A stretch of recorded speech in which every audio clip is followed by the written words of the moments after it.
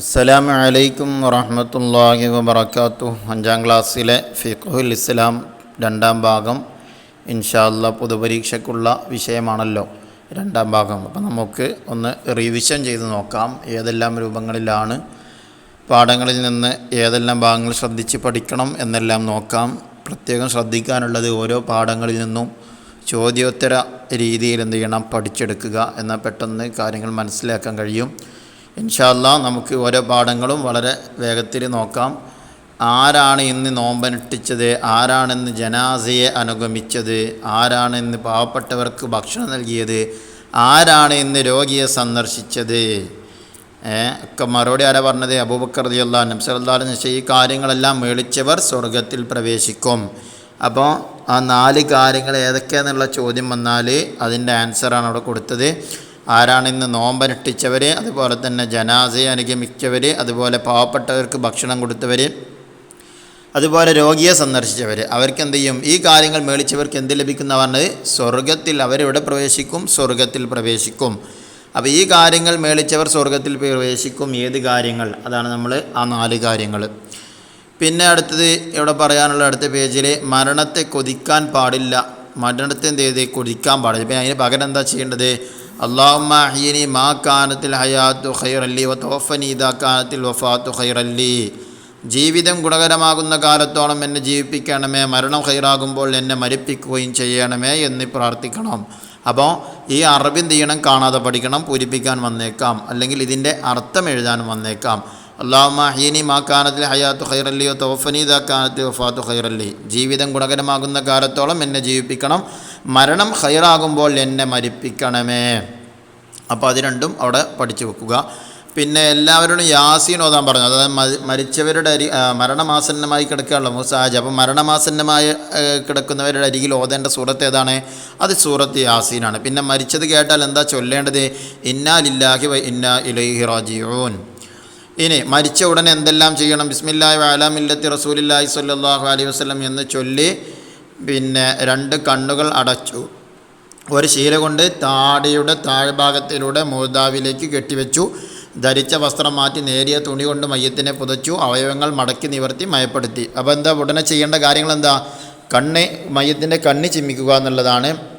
മറ്റൊന്ന് മയ്യത്തിൻ്റെ താട കെട്ടുക എന്നുള്ളത്. അതാണ് ഇവിടെ പറഞ്ഞത്. ഒരു ശീല കൊണ്ട് താടിയുടെ താഴ്ഭാഗത്തിലൂടെ മൂർദാവിലേക്ക് കെട്ടുക. അപ്പോൾ മയ്യത്തിൻ്റെ താട കെട്ടുക. അടുത്ത് ധരിച്ച വസ്ത്രം മാറ്റിയിട്ട് നേരിയ ഒരു വസ്ത്രം കൊണ്ട് മയ്യത്തിനെ പുതപ്പിക്കുക. പിന്നെ അവയവങ്ങൾ എന്ത് ചെയ്യുക? മടക്കി നിവർത്തുക. അപ്പം ഒരാൾ മരിച്ചാൽ ഉടനെ ചെയ്യേണ്ട കാര്യങ്ങൾ. കണ്ണടക്കുമ്പോൾ എന്താ ചൊല്ലേണ്ടത്? അതാണ് മേലെ പറഞ്ഞത്, ബിസ്മില്ലാഹി വഅലാ മില്ലത്തി റസൂലില്ലാഹി സ്വല്ലല്ലാഹു അലൈഹി വസല്ലം എന്ന്. പിന്നെ ചെയ്യേണ്ട കാര്യങ്ങൾ എന്തൊക്കെയാണ്? ആദ്യം കണ്ണടക്കുന്നു, പിന്നെ മയ്യത്തിൻ്റെ താട കെട്ടുന്നു, പിന്നെ ധരിച്ച വസ്ത്രം അഴിച്ചു മാറ്റിയിട്ട് നേരിയ വസ്ത്രം കൊണ്ട് മയ്യത്തിനെ പുതപ്പിക്കുന്നു, അവയവങ്ങൾ മടക്കി നിവർത്തുന്നു. ഇതാണ് ഉടനെ ചെയ്യേണ്ട കാര്യങ്ങൾ. നിങ്ങൾ മരണത്തെ ഓർക്കുന്നത് വർദ്ധിപ്പിക്കുക. എന്തിനെ ഓർക്കുന്നത് വർദ്ധിപ്പിക്കണം? മരണത്തെ ഓർക്കുന്നത് വർദ്ധിപ്പിക്കണം. ജനങ്ങളിൽ ഏറ്റവും ബുദ്ധിമാനും മാന്യനുമായ വ്യക്തി മരണത്തെ കൂടുതൽ ഓർക്കുന്നവരാണ്. അപ്പോൾ ജനങ്ങളിൽ ഏറ്റവും വലിയ ബുദ്ധിമാൻ ആര്, അല്ലെങ്കിൽ ജനങ്ങളിൽ വെച്ച് ഏറ്റവും വലിയ മാന്യൻ ആര് എന്ന ചോദ്യത്തിൻ്റെ മറുപടിയാണ് ഏറ്റവും കൂടുതൽ എന്തിനെ ഓർക്കുന്നവരാണ്? മരണത്തെ കൂടുതൽ ഓർക്കുന്നവരാണ്. ചോദ്യം അങ്ങനെ വരിക, നിങ്ങളിൽ ഏറ്റവും ബുദ്ധിമാൻ ആരാണ്, അല്ലെങ്കിൽ മാന്യന്മാരായ വ്യക്തി ആരാണെന്നുള്ള ചോദ്യത്തിന് ആൻസർ മരണത്തെ കൂടുതൽ ഓർക്കുന്നവരാണ്. ഇനി എല്ലാവരും സൂറത്ത് യാസീൻ പാരായണം ചെയ്തു പ്രാർത്ഥന നടത്തി. അതായത് മരിച്ചതിന് ശേഷം ഓതൽ സുന്നത്തുള്ള സൂറത്ത് ഏതാ? മരിച്ചെടുത്ത് ഓതേണ്ട സൂറത്ത് ഏതാണെന്നുള്ള ചോദ്യത്തിൻ്റെ ആൻസർ ഏതാണ്? യാസീൻ സൂറത്താണ്. പിന്നെ നമ്മൾ പാഠത്തിൽ അവസാനത്തിലുള്ള ആ കോളം എന്ത് ചെയ്യുക? അതിൻ്റെ അറബിയും അതിൻ്റെ അർത്ഥം കൃത്യമായിട്ട് പഠിച്ചിരിക്കണം. പൂരിപ്പിക്കാൻ അത് വന്നേക്കാം. ചോദ്യങ്ങളും അവിടെ നിന്ന് പ്രതീക്ഷിക്കാം. അക്തിറു ദിക്റ ഹാദിമിൽ ലദ്ദാത്തിൽ മൗത്ത്. എല്ലാ അനുഭൂതികളും അവസാനിപ്പിക്കുന്ന മരണത്തെ സ്മരിക്കൽ നിങ്ങൾ വർദ്ധിപ്പിക്കുക. എല്ലാ അനുഭൂതികളും അവസാനിപ്പിക്കുന്ന മരണത്തെ സ്മരിക്കൽ നിങ്ങൾ വർദ്ധിപ്പിക്കുക. ഇനി 2ാമത്തെ പാഠം അവ്വല് മൻസിൽ എന്നുള്ള ആദ്യത്തെ വീട് എന്ന് പറഞ്ഞാൽ മരിച്ചതിന് ശേഷമുള്ള. ഇവിടെ കാസിമാജ് മരിച്ച വിഷയങ്ങളാണ് ഇവിടെ 1ാമത്തെ പേജിൽ പറഞ്ഞത്. പിന്നെ ഇവിടെ പറയുന്നുണ്ട് ഇഖ്റഉ സൂറത്ത് യാസീൻ അലാ മൗതാക്കും. ആ പേജിൽ തന്നെ പറയുന്നുണ്ട് നിങ്ങളെന്ത് മരിച്ചവരുടെ മേൽ നിങ്ങൾ സൂറത്ത് യാസീൻ ഓതണമെന്ന് ഇമാം അബൂ ദാവൂദ് റളിയല്ലാഹു അൻഹു ഉദ്ധരിച്ച ഹദീസിൽ വന്നിട്ടുണ്ട്. അപ്പോൾ മരിച്ചവരുടെ അരികിൽ ഓതണം. ഏത്? സൂറത്ത് യാസീൻ ഓതണം. അതിനെന്താണ് തെളിവ് എന്ന് ചോദിച്ചാൽ ഇതാണ്, ഇഖ്റഉ സൂറത്ത് യാസീൻ അലാ മൗതാക്കും. അതല്ലെങ്കിൽ ഇത് പൂരിപ്പിക്കാനും വന്നേക്കാം. ഇഖ്റഉ സൂറത്ത് യാസീൻ അലാ മൗതാക്കും എന്നത് പൂരിപ്പിക്കാനും വന്നേക്കാം. അപ്പോൾ അതവിടെ അതിൻ്റെ അർത്ഥവും അതും ആ അറബി വാക്കും എന്ത് ചെയ്യുക, കൃത്യമായിട്ട് പഠിച്ചു വെക്കുക. ഇനി പറയുന്നത് എന്താ, മയ്യത്തിൻ്റെ മുന്നിലാണ് നടക്കേണ്ടത്. ജനാസ നിസ്കാരത്തിന് തങ്ങൾ വേണ്ട. പിന്നെ അദ്ദേഹം പറഞ്ഞു മയ്യത്ത് നിസ്കാരം. ഇനി മയ്യത്ത് നിസ്കാരത്തിൻ്റെ രൂപമാണ് പറയാം. മയ്യത്ത് നിസ്കാരത്തിന് 4 തക്ബീറുകളാണുള്ളത്. 1-ാം തക്ബീറിന് ശേഷം ഫാത്തിഹയും 2-ാം തക്ബീറിന് ശേഷം ഇബ്രാഹിമിയ സ്വലാത്തും ചൊല്ലണം. 3-ാം തക്ബീറിന് ശേഷം ഈ ദുആ അല്ലാഹുമ്മ ഗ്ഫിർ ലഹു വർഹംഹു. ഇത് ഹിഫ്ളിൽ നമ്മൾ പഠിച്ചിട്ടുണ്ടാവും. ഹിഫ്ളിൽ പഠിക്കാനുള്ളതാണ്, അവിടെ നമ്മൾ കാണാൻ പഠിച്ചിട്ടുണ്ടാവും. അപ്പം 3-ാം തക്ബീറിന് ശേഷം ഈ ദുആ ചെയ്യുക. 4-ാം തക്ബീറിന് ശേഷം അല്ലാഹുമ്മ ലാ തഹ്രിംനാ അജ്റഹു വലാ തഫ്തിന്നാ ബഅദഹു വഗ്ഫിർ ലനാ വലഹു എന്ന ദുആ ചെയ്യുക. തുടർന്ന് സലാം വീട്ടുക. അപ്പോൾ മയ്യത്ത് നിസ്കാരത്തിൻ്റെ രൂപം എന്താണെന്ന് ചോദിച്ചാൽ എന്ത് ചെയ്തു, 1-ാമത്തെ തക്ബീറിന് മയ്യത്ത് നിസ്കാരത്തിന് 4 തക്ബീറുകളാണുള്ളത്. 1-ാം തക്ബീറിന് ശേഷം ഫാത്തിഹയും 2-ാം തക്ബീറിന് ശേഷം ഇബ്രാഹിമിയ സ്വലാത്തും 3-ാമത്തെ തക്ബീറിന് ശേഷം മയ്യത്തിന് വേണ്ടി ദുആ ചെയ്യുന്നു. 4-ാം തക്ബീറിന് ശേഷം വരി അവിടെ ബാക്കിയുണ്ടെങ്കിൽ അല്ലാഹുമ്മ ലാ തഹ്രിംനാ അജ്റഹു വലാ തഫ്തിന്നാ ബഅദഹു വഗ്ഫിർ ലനാ വലഹു എന്നുള്ള എഴുതിയിട്ട് എന്ത് ചെയ്യുക, തുടർന്ന് സലാം വീട്ടുന്നു. അല്ലെങ്കിൽ പിന്നെ 4-ാം തക്ബീറിന് ശേഷം എന്ത് ചെയ്യുക, സലാം വീട്ടുക. ഇതാണ് മയ്യത്ത് നിസ്കാരത്തിൻ്റെ രൂപം. അപ്പോൾ മയ്യത്ത് നിസ്കാരത്തിൻ്റെ രൂപം ചിലപ്പോൾ 5 വരിയിൽ കുറയാതെ എഴുതാനുള്ളടുത്ത് വന്നേക്കാം. അവിടെ നമുക്ക് എഴുതാനുള്ളതാണ് എന്താ, 1-ാമത്തേത് മയ്യത്ത് നിസ്കാരത്തിന് 4 തക്ബീറുകളുണ്ട്. 1-ാം തക്ബീറിന് ശേഷം ഫാത്തിഹ ഓതണം. 2-ാം തക്ബീറിന് ശേഷം ഇബ്രാഹിമിയ സ്വലാത്ത് ചൊല്ലണം. 3-ാം തക്ബീറിന് ശേഷം മയ്യത്തിന് വേണ്ടി ദുആ ചെയ്യണം. 4-ാം തക്ബീറിന് ശേഷം പിന്നെ സലാം വീട്ടണം. 4-ാം തക്ബീറിന് ശേഷം സലാം വീട്ടുക. ഇനി ബിസ്മില്ലാഹി വഅലാ മില്ലത്തി റസൂലില്ലാഹി സ്വല്ലല്ലാഹു അലൈഹി വസല്ലം എന്ന് ചൊല്ലി മയ്യത്ത് ഖബറിലേക്ക് ഇറക്കി വെച്ചു. അപ്പോൾ മയ്യത്തിൻ്റെ ഖബറിലേക്ക് ഇറക്കി വെക്കുമ്പോൾ എന്താണ് ചൊല്ലേണ്ടത്, അത് നമ്മൾ നേരത്തെ കണ്ണി ചിമ്മി കൊടുക്കുമ്പോൾ എന്താ ചൊല്ലേണ്ടത് പറഞ്ഞില്ലേ, അത് തന്നെയാണ് ഇവിടെ. ബിസ്മില്ലാഹി വഅലാ മില്ലത്തി റസൂലില്ലാഹി സ്വല്ലല്ലാഹു അലൈഹി വസല്ലം എന്നാണ് മയ്യത്തിനെ ഖബറിലേക്ക് വെക്കുമ്പോൾ ചൊല്ലേണ്ടത്. പിന്നെ മുഖവും നെഞ്ചും ഖിബിലയിലേക്ക് തിരിച്ച് വലതുവശത്തിൻ്റെ മേൽ ചെരിച്ച് കിടത്തണം. എങ്ങനെയാണ് മയ്യത്തിനെ ഖബറിൽ കിടത്തേണ്ടത് എന്ന ചോദ്യത്തിൻ്റെ ആൻസറാണ് മുഖവും നെഞ്ചും ഖിബിലയിലേക്ക് തിരിച്ച് വലതുവശത്തിൻ്റെ മേൽ ചെരിച്ച് കിടത്തണം. മുഖവും നെഞ്ചും ഖിബിലയിലേക്ക് തിരിച്ച് വലതുഭാഗത്തിൻ്റെ മേലിൽ മയ്യത്തിനെ ചെരിച്ച് കിടത്തണം. പിന്നെ കവിൾ തടം മറ നീക്കി മണ്ണിലേക്ക് ചേർക്കണം. മയ്യത്തിൻ്റെ കവിൾ തടം വലത്തെ കവിൾ തടം മറ നീക്കിയിട്ട് എന്ന് പറഞ്ഞാൽ കഫം പുട നീക്കിയതിന് ശേഷം മണ്ണിനോട് ചേർക്കുക എന്നുള്ളതാണ് പറഞ്ഞത്. പിന്നെ മിന്നാ ഖലഖ്നാകും വഫീഹാ നുഈദുകും വമിന്നാ നുഖ്രിജുകും താറത്തൻ ഉഖ്റാ എന്ന് ചൊല്ലി 3 തവണ മണ്ണ് വാരിയിട്ടു. അപ്പോൾ മണ്ണ് വാരിയിടുന്ന സമയത്ത് എന്താണ് ചൊല്ലേണ്ടത്, എന്താ നമ്മൾ ഹിഫ്ദിൻ്റെ അവിടെ പഠിച്ചിട്ടുണ്ട്. മിന്നാ ഖലഖ്നാകും വഫീഹാ നുഈദുകും വമിന്നാ നുഖ്രിജുകും താറത്തൻ ഉഖ്റാ. എത്ര തവണയാണ് മണ്ണ് വാരിയിടേണ്ടത്? ആൻസർ 3 തവണ. എത്ര തവണ? 3 തവണയാണ് മണ്ണ് വാരിയിടേണ്ടത്. ഇനി മയ്യത്തിൻ്റെ തസ്ബീത്താണ് ഞാൻ അടുത്തത് പറഞ്ഞത്. അല്ലാഹുമ്മ സബ്ബിത്ഹു ഇൻദ സുആൽ, അല്ലാഹുമ്മ അൽഹിംഹുൽ ജവാബ്, അല്ലാഹുമ്മ ജാഫിൽ ഖബർ അൻ ജംബൈ, അല്ലാഹുമ്മ ഗ്ഫിർ ലഹു വർഹംഹു, അല്ലാഹുമ്മ ആമിൻഹു മിൻ കുല്ലിൽ ഫസഅ. ഇതൊക്കെ നമ്മൾ ഹിഫ്ദിൽ പഠിച്ചിട്ടുണ്ടാവും. അപ്പോൾ തസ്ബീത്ത് ചിലപ്പം ഫുള്ളായിട്ട് ചോദിച്ചേക്കാം, അതല്ലെങ്കിൽ ഏതെങ്കിലും ഒരു ഭാഗം പൂരിപ്പിക്കാനൊക്കെ കൊടുത്തേക്കാം. ഇനി മയ്യത്തിനെ അനുഗമിക്കുകയും നിസ്കരിക്കാനും മറവ് ചെയ്യാനും കൂടെയുണ്ടാവുകയും ചെയ്താൽ 2 ഖീറാത്ത് പ്രതിഫലം ലഭിക്കും. അപ്പോൾ ആർക്കാണ് 2 ഖീറാത്ത് പ്രതിഫലം ലഭിക്കുക? മയ്യത്തിനെ അനുഗമിക്കുകയും നിസ്കരിക്കാനും മറവ് ചെയ്യാനും കൂടെയുണ്ടായവർക്ക്. മയ്യത്തിനെ കൊണ്ടുപോയി പള്ളിയിലേക്ക് കൊണ്ടുപോകാൻ പോയി, അതുപോലെ തന്നെ നിസ്കാരത്തിൽ പങ്കെടുത്തു, മയ്യത്തിനെ മറവ് ചെയ്യുന്നതിൽ പങ്കെടുത്തു. ഈ 3 കാര്യങ്ങളിൽ പങ്കെടുത്താൽ അവൻക്ക് 2 ഖീറാത്ത് കിട്ടും. ആർക്കാ 2 ഖീറാത്ത്? മയ്യത്തിൻ്റെ കൂടെ പോയി, മയ്യത്തിനെ അനുഗമിച്ചു, മയ്യത്തിൻ്റെ പേരിൽ നിസ്കരിച്ചു, മയ്യത്ത് മറമാടുന്നതിൽ പങ്കെടുത്തു, അവർക്ക് 3 ഖീറാത്ത് ലഭിക്കും. ഇനി എന്താണ് 2 ഖീറാത്ത് ലഭിക്കും. എന്താണ് ഈ ഖീറാത്ത് എന്ന് പറഞ്ഞാൽ? ഉഹദ് മലയോളമുള്ള പ്രതിഫലമാണ് ഒരു ഖീറാത്ത്. ഒരു ഖീറാത്ത് എന്ന് പറഞ്ഞാൽ എന്ത് എന്ന് ചോദ്യത്തിൻ്റെ ആൻസറാണ് ഉഹദ് മലയോളമുള്ള പ്രതിഫലമാണ് ഒരു ഖീറാത്ത്. ഉഹദ് മലയോളമുള്ള പ്രതിഫലമാണ് ഒരു ഖീറാത്ത്. ഇനി കോളത്തിൽ അല്ലാഹുമ്മ ഗ്ഫിർ ലഹു, അല്ലാഹുവേ മയ്യത്തിന് നീ പുറത്തു കൊടുക്കണമേ. അത് അറബിയും അർത്ഥവും കാണാതെ പഠിക്കുക. ഇനി ഫഉലായിക ഹുമുൽ മുളഇഫൂൻ, സക്കാത്തിനെ കുറിച്ചാണ് ഈ പാഠത്തിലൂടെ നമ്മൾ ചർച്ച ചെയ്യാൻ പോകുന്നത്. അപ്പോൾ ഇതിൽ സക്കാത്ത് മറ്റുള്ളവരുടെ അവകാശമാണ്, അത് പിന്തിക്കാൻ പാടില്ല. സക്കാത്ത് മറ്റുള്ളവരുടെ അവകാശമാണ്, അത് എന്ത് ചെയ്യാൻ പാടില്ല? പിന്തിക്കാൻ പാടില്ല. ഇനി നമുക്ക് പരലോകത്ത് സക്കാത്ത് കൊടുത്താൽ നമുക്കുള്ള നേട്ടം എന്താണെന്നുള്ള ചോദ്യത്തിന് ആൻസറാണ് നമുക്ക് പരലോകത്ത് വലിയ ഗുണം ലഭിക്കും. പരിശുദ്ധ ഖുർആനിൽ ഇങ്ങനെയുണ്ട്. അപ്പോൾ സക്കാത്ത് കൊടുക്കുന്നവരെ കുറിച്ച് ഖുർആനിൽ എന്താണ് പറഞ്ഞതെന്ന് ചോദിച്ചാൽ എന്ത് പറയും? സക്കാത്ത് നൽകുന്നവർ ഇരട്ടി സമ്പാദിക്കുന്നവരാണ്. സക്കാത്ത് നൽകുന്നവർ ഇരട്ടി സമ്പാദിക്കുന്നവരാണ്. ഇനി സക്കാത്ത് നൽകാത്തവർക്കുള്ള ശിക്ഷ എന്താണ്? അതാണ് ഇനി പറയാൻ പോകുന്നത്. അവകാശികൾക്ക് നൽകാതെ സൂക്ഷിച്ച ധനം നരകത്തിൽ ചുട്ടുപഴിപ്പിക്കും. അവരുടെ നെറ്റിയിലും പാർശ്വഭാഗങ്ങളിലും മുതുകുകളിലും അതുകൊണ്ട് ചൂടാക്കപ്പെടും. എന്താണ് അവർക്കുള്ള ശിക്ഷ? അവകാശികൾക്ക് നൽകാതെ സൂക്ഷിച്ച ധനം, അവർ സൂക്ഷിച്ചു വെച്ച ആ സമ്പത്ത് നരകത്തീയിൽ ചുട്ടുപഴിപ്പിക്കും. നരകത്തീയിൽ ചുട്ടുപഴിപ്പിച്ചിട്ട് അവരുടെ നെറ്റിയിലെ പാർശ്വഭാഗങ്ങളിലും മുതുകുകളിലും അതുകൊണ്ട് ചൂട് വെക്കപ്പെടും. അപ്പം സക്കാത്ത് നൽകാതെ സൂക്ഷിച്ചു വെച്ചവർക്ക് നൽകുന്ന ശിക്ഷ എന്താണ് എന്നതിൻ്റെ ആൻസറാണ് ഇപ്പോൾ അത്. ഇനി ഏതെല്ലാം വിഷയത്തിലാണ് സക്കാത്ത് നൽകേണ്ടത്, ഏതെല്ലാം വിഭവങ്ങളിലാണ് സക്കാത്ത് നൽകേണ്ടത്? ആൻസർ സ്വർണം, വെള്ളി, ഭക്ഷ്യധാന്യം, ഈത്തപ്പഴം, മുന്തിരി, ആട്, മാട്, ഒട്ടകം. ഇങ്ങനെ 8 ഇനങ്ങളിലാണ് സക്കാത്ത് നൽകേണ്ടത്. ഇവിടുന്ന് 2 ചോദ്യം വന്നേക്കാം. ഏതൊക്കെ രീതിയിൽ സക്കാത്ത് നൽകേണ്ട വിഭവങ്ങൾ ഏതെല്ലാം കാര്യങ്ങളിലാണ് സക്കാത്ത് നൽകേണ്ടത്? അപ്പോൾ നമ്മൾ ഈ 8 കാര്യങ്ങൾ എഴുതേണ്ടി വരും. സ്വർണം, വെള്ളി, ഭക്ഷ്യധാന്യം, ഈത്തപ്പഴം, മുന്തിരി, ആട്, മാട്, ഒട്ടകം. ഈ 8 പേരുകളും നമ്മൾ എഴുതേണ്ടി വരും. നേരെ മറിച്ച് ചോദ്യം എങ്ങനെ വന്നത്? സക്കാത്ത് നൽകേണ്ട എത്ര ഇനം? അപ്പോൾ എണ്ണമാണ് എഴുതാനുള്ളത്. 8 ഇനങ്ങളിൽ എന്ന് എഴുതിയാൽ മതി. അപ്പോൾ ചോദ്യത്തിനനുസരിച്ച് എന്ത് ചെയ്യണം? ആൻസർ ചെയ്യണം. ഇനി ഇവിടെ കൊടുത്തിട്ടുണ്ട് സ്വർണം, വെള്ളി എന്നിവയുടെ സ്ഥാനത്താണ് കറൻസി. എന്ന് പറഞ്ഞാൽ നമ്മുടെ നാട്ടിലെ പൈസനെ പറ്റിയാണ് പറഞ്ഞത്. സ്വർണം, വെള്ളി എന്നിവയുടെ സ്ഥാനത്താണ് കറൻസി. അപ്പോൾ കറൻസിയുടെ സക്കാത്ത് എങ്ങനെ ചോദിച്ചാൽ സ്വർണം, വെള്ളി എന്നിവയുടെ സ്ഥാനത്താണ് ഇത് കറൻസിയുടെ സക്കാത്ത് ഉള്ളത്. ഇനി അടുത്തത് സക്കാത്ത് നിർബന്ധമാകുന്ന കുറഞ്ഞ പരിധിയാണ് നിസാബ്. എന്താണ് ഈ നിസാബ് എന്ന് പറഞ്ഞാൽ? നിസാബ് എത്തിയാലാണ് സക്കാത്ത് കൊടുക്കേണ്ടതെന്ന് പറഞ്ഞല്ലോ. അപ്പം നിസാബ് എന്നാൽ എന്തെന്ന് ചോദിച്ചാൽ അതിൻ്റെ ആൻസറാണ് സക്കാത്ത് നിർബന്ധമാകുന്ന കുറഞ്ഞ പരിധിയാണ് നിസാബ്. എന്താണ് നിസാബ്? സക്കാത്ത് നിർബന്ധമാകുന്ന കുറഞ്ഞ പരിധിയാണ് നിസാബ്. സ്വർണം 20 മിസ്കാലും വെള്ളി 200 ദിർഹമും 1 വർഷം കൈവശം വെച്ചാൽ അതിൻ്റെ 2.5% സക്കാത്ത് കൊടുക്കണം. അങ്ങനെ സ്വർണം എത്ര പറഞ്ഞത്? 20 മിസ്കാല്. സ്വർണം 20 മിസ്കാലും അതുപോലെ തന്നെ വെള്ളി 200 ദിർഹം. എത്രയാണ്? 200 ദിർഹം ഒരാളുടെ കയ്യിൽ 1 വർഷമായിട്ടുണ്ടെങ്കിൽ അവൻ അതിൻ്റെ എത്ര കൊടുക്കണം എന്നാണ് പറഞ്ഞത്? 2.5% കൊടുക്കണം. അപ്പോൾ ഇവിടെ ചോദ്യങ്ങൾ എങ്ങനെയൊക്കെ വന്നേക്കാം? ഒന്ന് നിസാബ് എന്ന് പറഞ്ഞാൽ എന്ത്? സക്കാത്ത് നിർബന്ധമാകുന്ന കുറഞ്ഞ പരിധിയാണ് നിസാബ്. ഇനി ഇവിടെ സ്വർണം എത്ര സ്വർണം ഉണ്ടെങ്കിലാണ് സക്കാത്ത് കൊടുക്കേണ്ടത്? അപ്പോൾ അവിടെ ആൻസർ 20 മിസ്കാല്. ഇനി വെള്ളി എത്ര ഉണ്ടെങ്കിലാണ് കൊടുക്കേണ്ടത്? അവിടെ 200 ദിർഹം വെള്ളി ഉണ്ടെങ്കിലാണ് സക്കാത്ത് കൊടുക്കേണ്ടത്. 1 വർഷം തികഞ്ഞാലാണ് സക്കാത്ത് കൊടുക്കേണ്ടത്. എത്രയാണ് സക്കാത്ത് കൊടുക്കേണ്ടത്?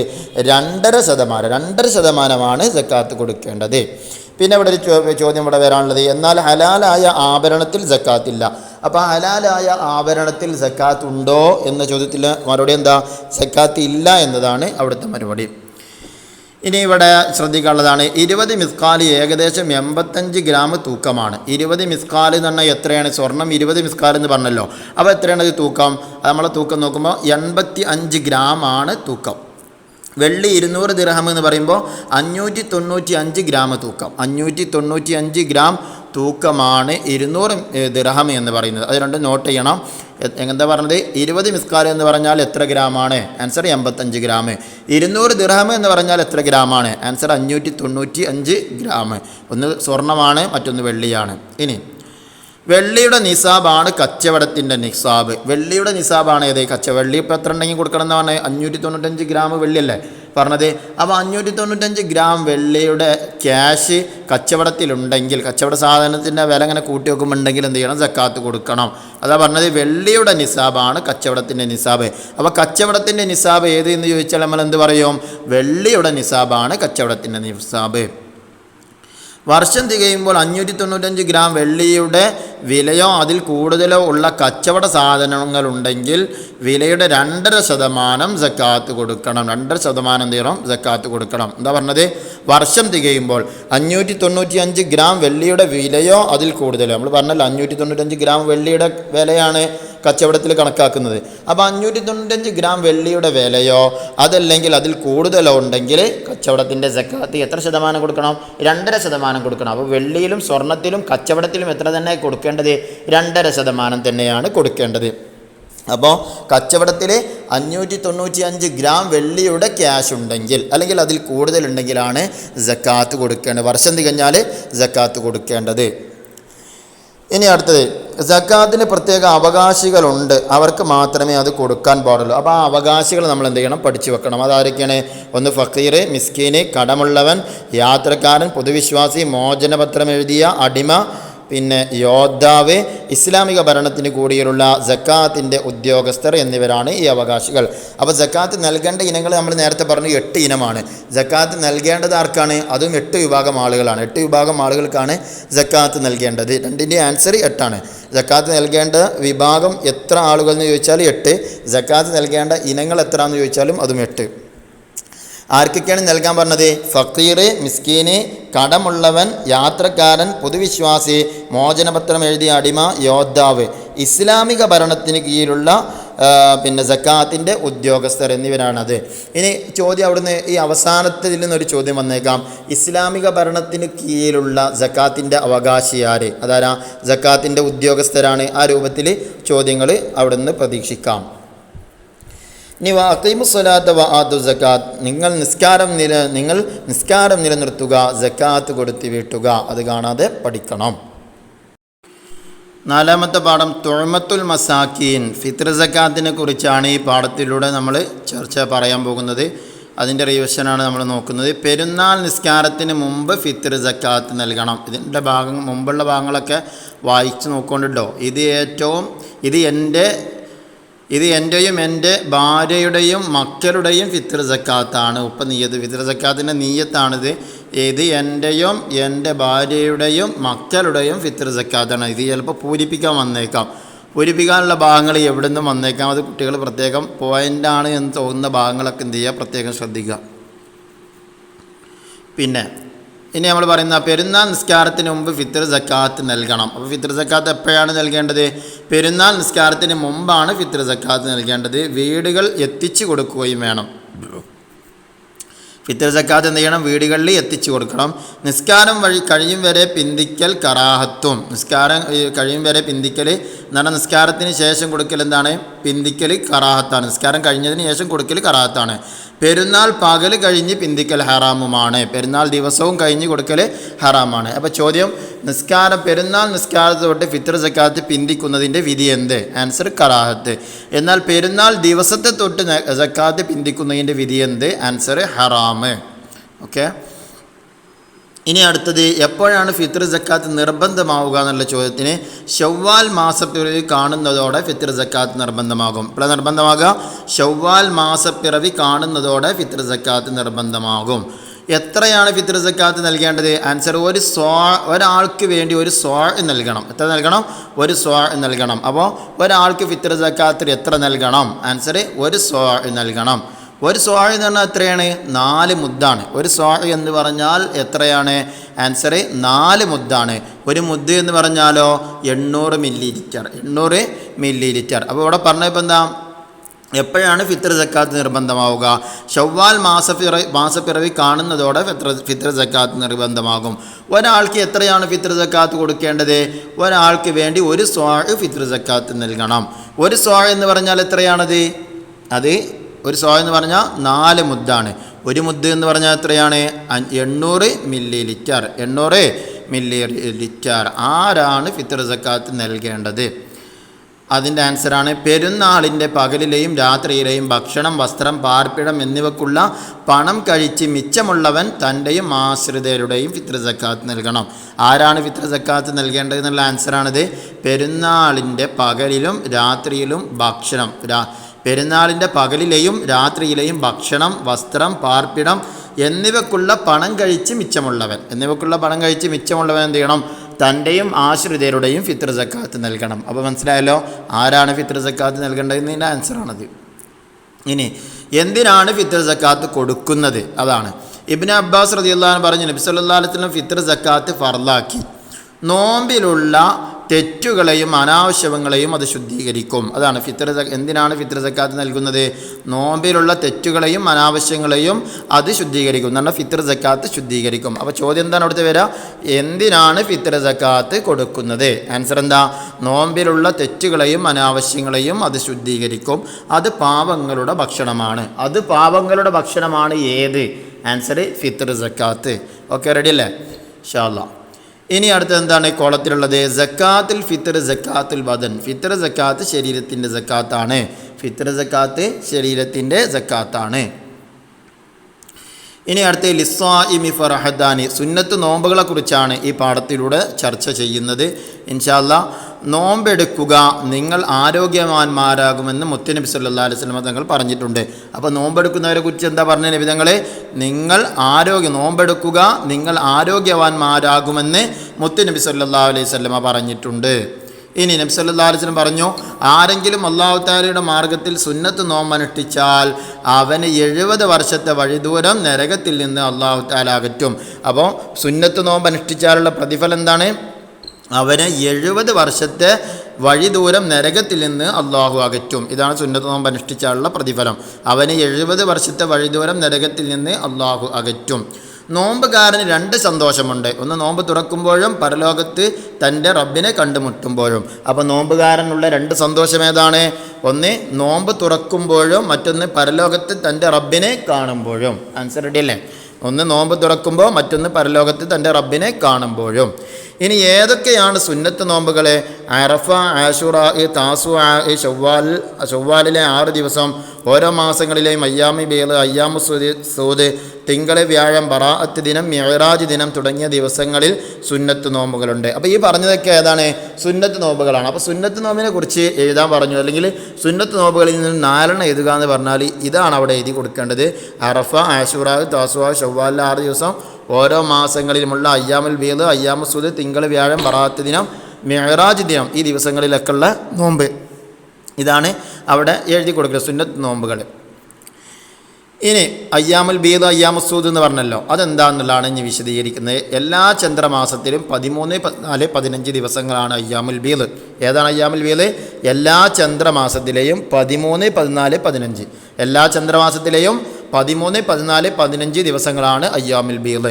അയ്യാമുസൂദോ എല്ലാ ചന്ദ്രമാസത്തിലെയും 28, 29, 30 ദിവസങ്ങളാണ് അയ്യാമുസൂദ്. അതാ നമ്പറുകൾ കൊണ്ട് പഠിച്ചു വെച്ചാൽ മതി. 13, 14, 15. പിന്നെ അയ്യാമുസൂദോ 28, 29, 30 തുടർച്ചയായിട്ടുള്ള ദിവസങ്ങളാണ്. 28, 29, 30 ഈ ദിവസങ്ങൾക്കാണ് അയ്യാമുസൂദ് എന്ന് പറയുന്നത്. എല്ലാ ചന്ദ്രമാസങ്ങളിലെയും അവസാനത്തെ 28, 29, 30 ദിവസങ്ങളാണ് അയ്യാമുസൂദ്. പിന്നെ ഇവിടെ പറയുന്നത് ദുൽഹിജ്ജ 9 അറഫ നോമ്പിനും മുഹറം 10 ആശൂറ നോമ്പിനും വലിയ പ്രതിഫലമുണ്ട്. ആ പ്രതിഫലം എന്താണെന്നുള്ളത് പഠിക്കണം. ആശൂറ അറഫ നോമ്പനുഷ്ഠിച്ചാൽ, അറഫ നോമ്പ് എന്താണ്?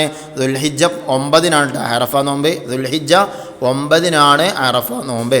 അപ്പോൾ അറഫ നോമ്പനുഷ്ഠിച്ചാൽ മുമ്പും ശേഷവുമുള്ള ഒരു വർഷത്തെ ദോഷവും, ആശൂറ നോമ്പനുഷ്ഠിച്ചാൽ മുമ്പുള്ള ഒരു വർഷത്തെ ദോഷവും പൊറുക്കുമെന്ന് നബി സല്ലല്ലാഹു അലൈഹി വസല്ലം പറഞ്ഞിട്ടുണ്ട്. അപ്പോൾ അറഫ നോമ്പിൻ്റെ പ്രത്യേകത എന്താ? അറഫ നോമ്പ് നോറ്റാൽ മുമ്പുള്ള ഒരു വർഷവും ശേഷമുള്ള ഒരു വർഷത്തെയും ദോഷങ്ങൾ എന്ത് ചെയ്യും? അല്ലാഹു തആല പൊറുക്കും. എന്നാൽ ആശൂറ നോമ്പനുഷ്ഠിച്ചാലോ മുമ്പുള്ള ഒരു വർഷത്തെ ദോഷങ്ങൾ മാത്രം എന്ത് ചെയ്യും? പൊറുക്കും. റെഡി അല്ലേ? വളരെ സിമ്പിളായിട്ട് മനസ്സിലാക്കാം. അറഫ നോമ്പ് അനുഷ്ഠിച്ചാൽ ആ നോമ്പിൻ്റെ മുമ്പുള്ളൊരു വർഷത്തെ ദോഷം അല്ലാഹു തആല പൊറുക്കും, ശേഷമുള്ളൊരു വർഷത്തെയും ദോഷം അല്ലാഹു തആല പൊറുക്കും.